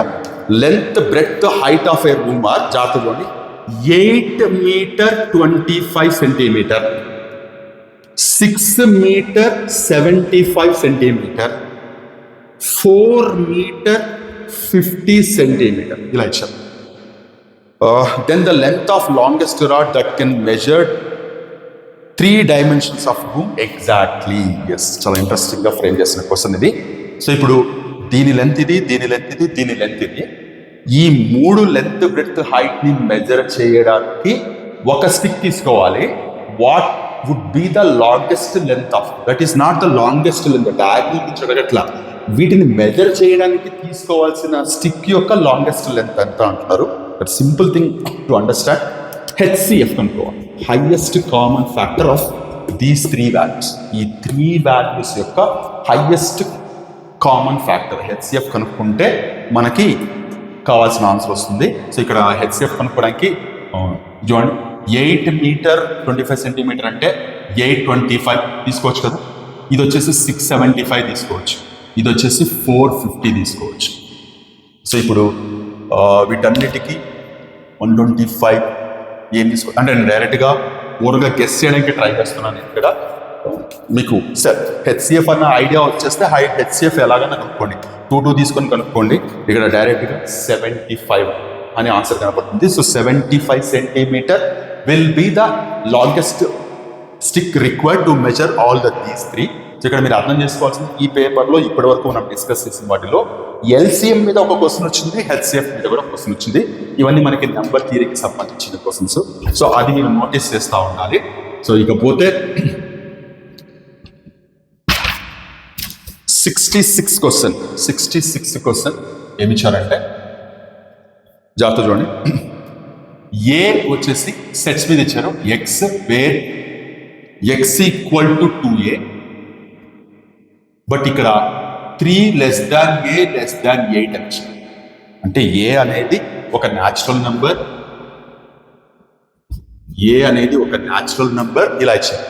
నెక్స్ట్ బి ఇచ్చారు. యాక్చువల్గా ఇయర్ 10th క్లాస్ టెక్స్ట్ బుక్లో సెట్స్ చాప్టర్ తీసేశారు, కానీ ఇది పాతవి. మరి ఇప్పుడు చాలా మందికి డౌట్ వస్తుంది, మనకి సెట్స్ ఉన్నాయా లేవా. మీకు సిలబస్లో సెట్స్ ఇచ్చారు, డిఎస్సి సిలబస్లో సెట్స్ ఇచ్చారు. సో కాబట్టి మీరు ఖచ్చితంగా దీన్ని కన్సిడర్ చేయాల్సిందే. సెట్స్, లాగరిథమ్స్ ఇవన్నీ ఈ సంవత్సరం 10th క్లాస్ టెక్స్ట్ బుక్లో లేవు, మళ్ళీ ఫ్యూచర్లో తీసుకొచ్చి పెట్టినా ఆశ్చర్యపోనక్కర్లేదు. సో కాబట్టి ఇప్పుడు టెక్స్ట్ బుక్లో లేవు కాబట్టి నేను తీసుకోను అన్నానికి లేదు.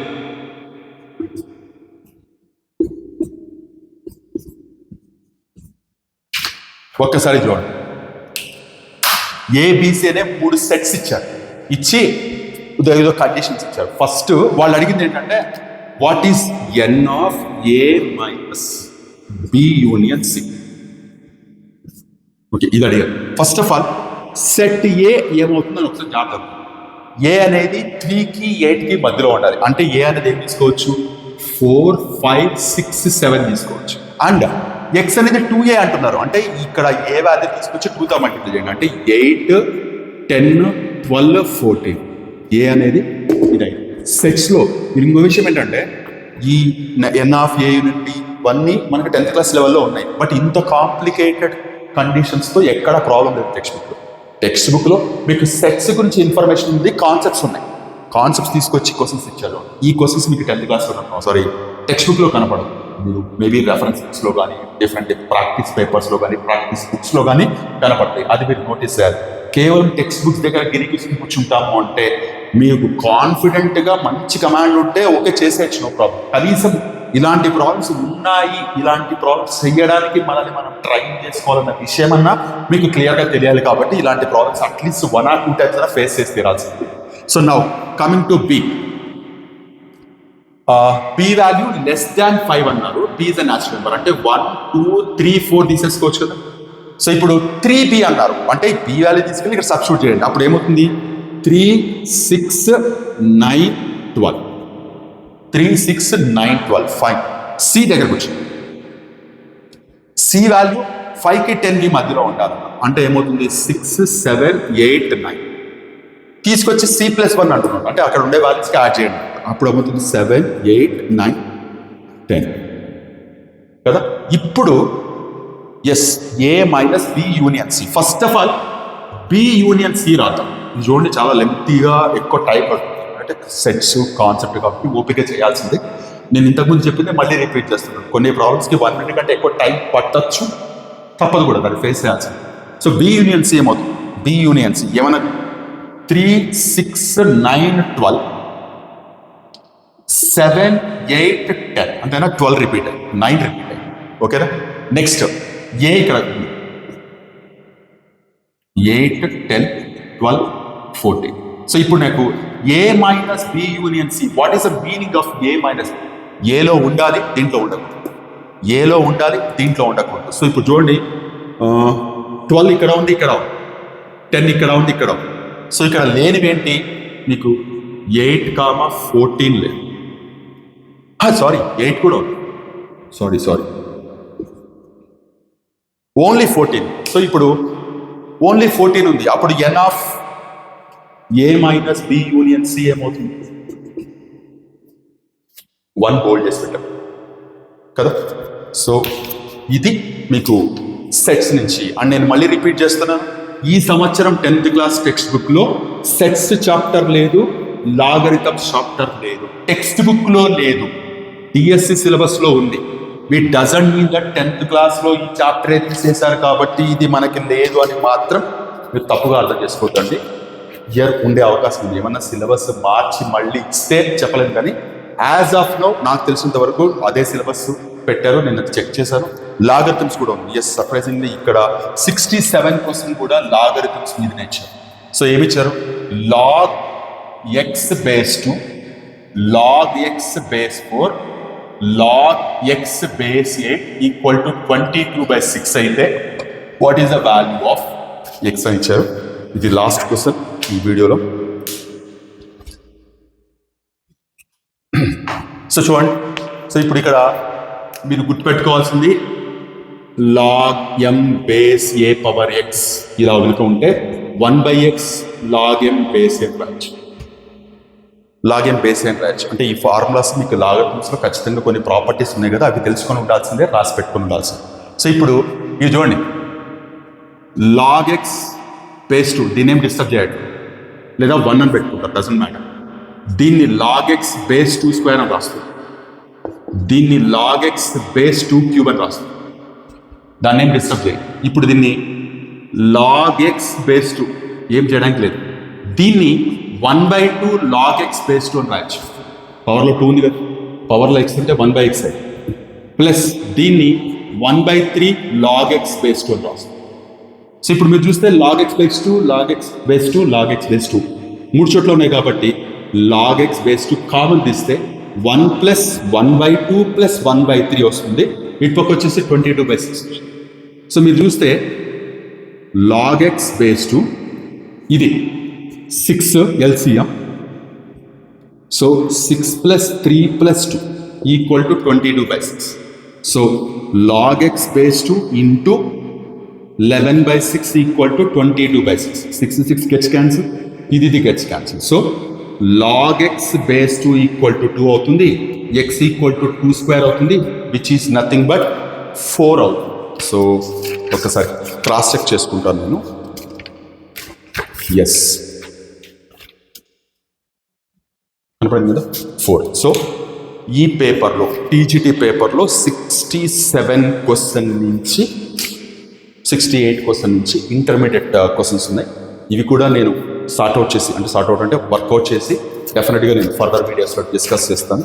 సో నా ఇంటెన్షన్ ఏంటి ఈ పేపర్ డిస్కస్ చేయడం వెనక అంటే, ఫ్రెష్గా మొదలు పెడుతున్న వాళ్ళు అంటే ప్రిపరేషన్ కదా నా ఉద్దేశం. ఇప్పుడు సీరియస్గా పికప్ చేసుకుంటున్న వాళ్ళు, చాలామందికి స్టాండర్డ్ ఆఫ్ క్వశ్చన్స్ ఎలా ఉంటాయి, మన ప్రిపరేషన్ మ్యాచ్ అవుతుందా లేదా, మనం చేయగలమా లేదా, ఇలా రకరకాల క్వశ్చన్స్ ఉంటాయి. చాలామందికి ఉండే మిస్కన్సెప్షన్ ఏంటి అంటే టెక్స్ట్ బుక్ చదివితే లేదా టెక్స్ట్ బుక్లో ఉండే ప్రాబ్లమ్స్ చేసేస్తే చాలు అన్నది కంప్లీట్గా తప్పు అన్నది నా ఉద్దేశం. ఇది మీరు ఒప్పుకోకపోయినా ఇది నా ఒపీనియన్. సో ఖచ్చితంగా టెక్స్ట్ బుక్లో ఉండే కాన్సెప్ట్స్ ఉండే ప్రాబ్లమ్స్ చేయాలి. ఎలాంటి క్వశ్చన్స్ ఫేస్ చేయాల్సి రావచ్చు అన్న ఐడియా మీకు ఉండాలి అంటే మీరు ప్రీవియస్ ఇయర్ పేపర్స్ చూడాలి, అలాగే ప్రాక్టీస్ పేపర్స్ చూడాలి, అలాగే other than text book and practice papers. నేను ఆడి శర్మ ఇలా నిన్న కూడా ఒకటి పెట్టాను, నేను RS అగర్వాల్ బుక్స్ అని. అలాంటి బుక్స్లో కాన్సెప్ట్ నేర్చుకున్న కాన్సెప్ట్ మీద ఎలాంటి క్వశ్చన్స్ ఉన్నాయనేది కూడా మీరు నోటీస్ చేయడం అలవాటు చేసుకోవాలి. అప్పుడే మీకు కంటెంట్ మీద కమాండ్ దొరుకుతుంది. సో కాబట్టి ఈ పేపర్లో ఇప్పటివరకు దాదాపు ఒక 1.5 hour దగ్గర వీడియోలో నేను ఏదైతే డిస్కస్ చేస్తానో కేవలం ప్రాబ్లమ్ సొల్యూషన్ ఇలా కాకుండా నా ఇంటెన్షన్ అర్థం చేసుకోవడానికి ట్రై చేయండి అండ్ అది అప్లై చేయడానికి కూడా ట్రై చేయండి. మీకు డెఫినెట్గా హెల్ప్ అవుతుంది. సో నేను ఫర్దర్ వీడియోస్లో ఇంటర్మీడియట్ టాపిక్స్ నాకు చెప్పాను కదా, నిన్న అన్నారు ఒక 3 to 4 days అని. మోస్ట్ ప్రాబబ్లీ మండే నుంచి ఇంటర్ కంటెంట్ ఏదైనా మిగిలిపోయిన టాపిక్స్లో వాటిని చేసుకుంటూ వస్తాను. మిగిలిపోయిన టాపిక్స్లో 1 by 1 చేసుకుంటూ వస్తాను.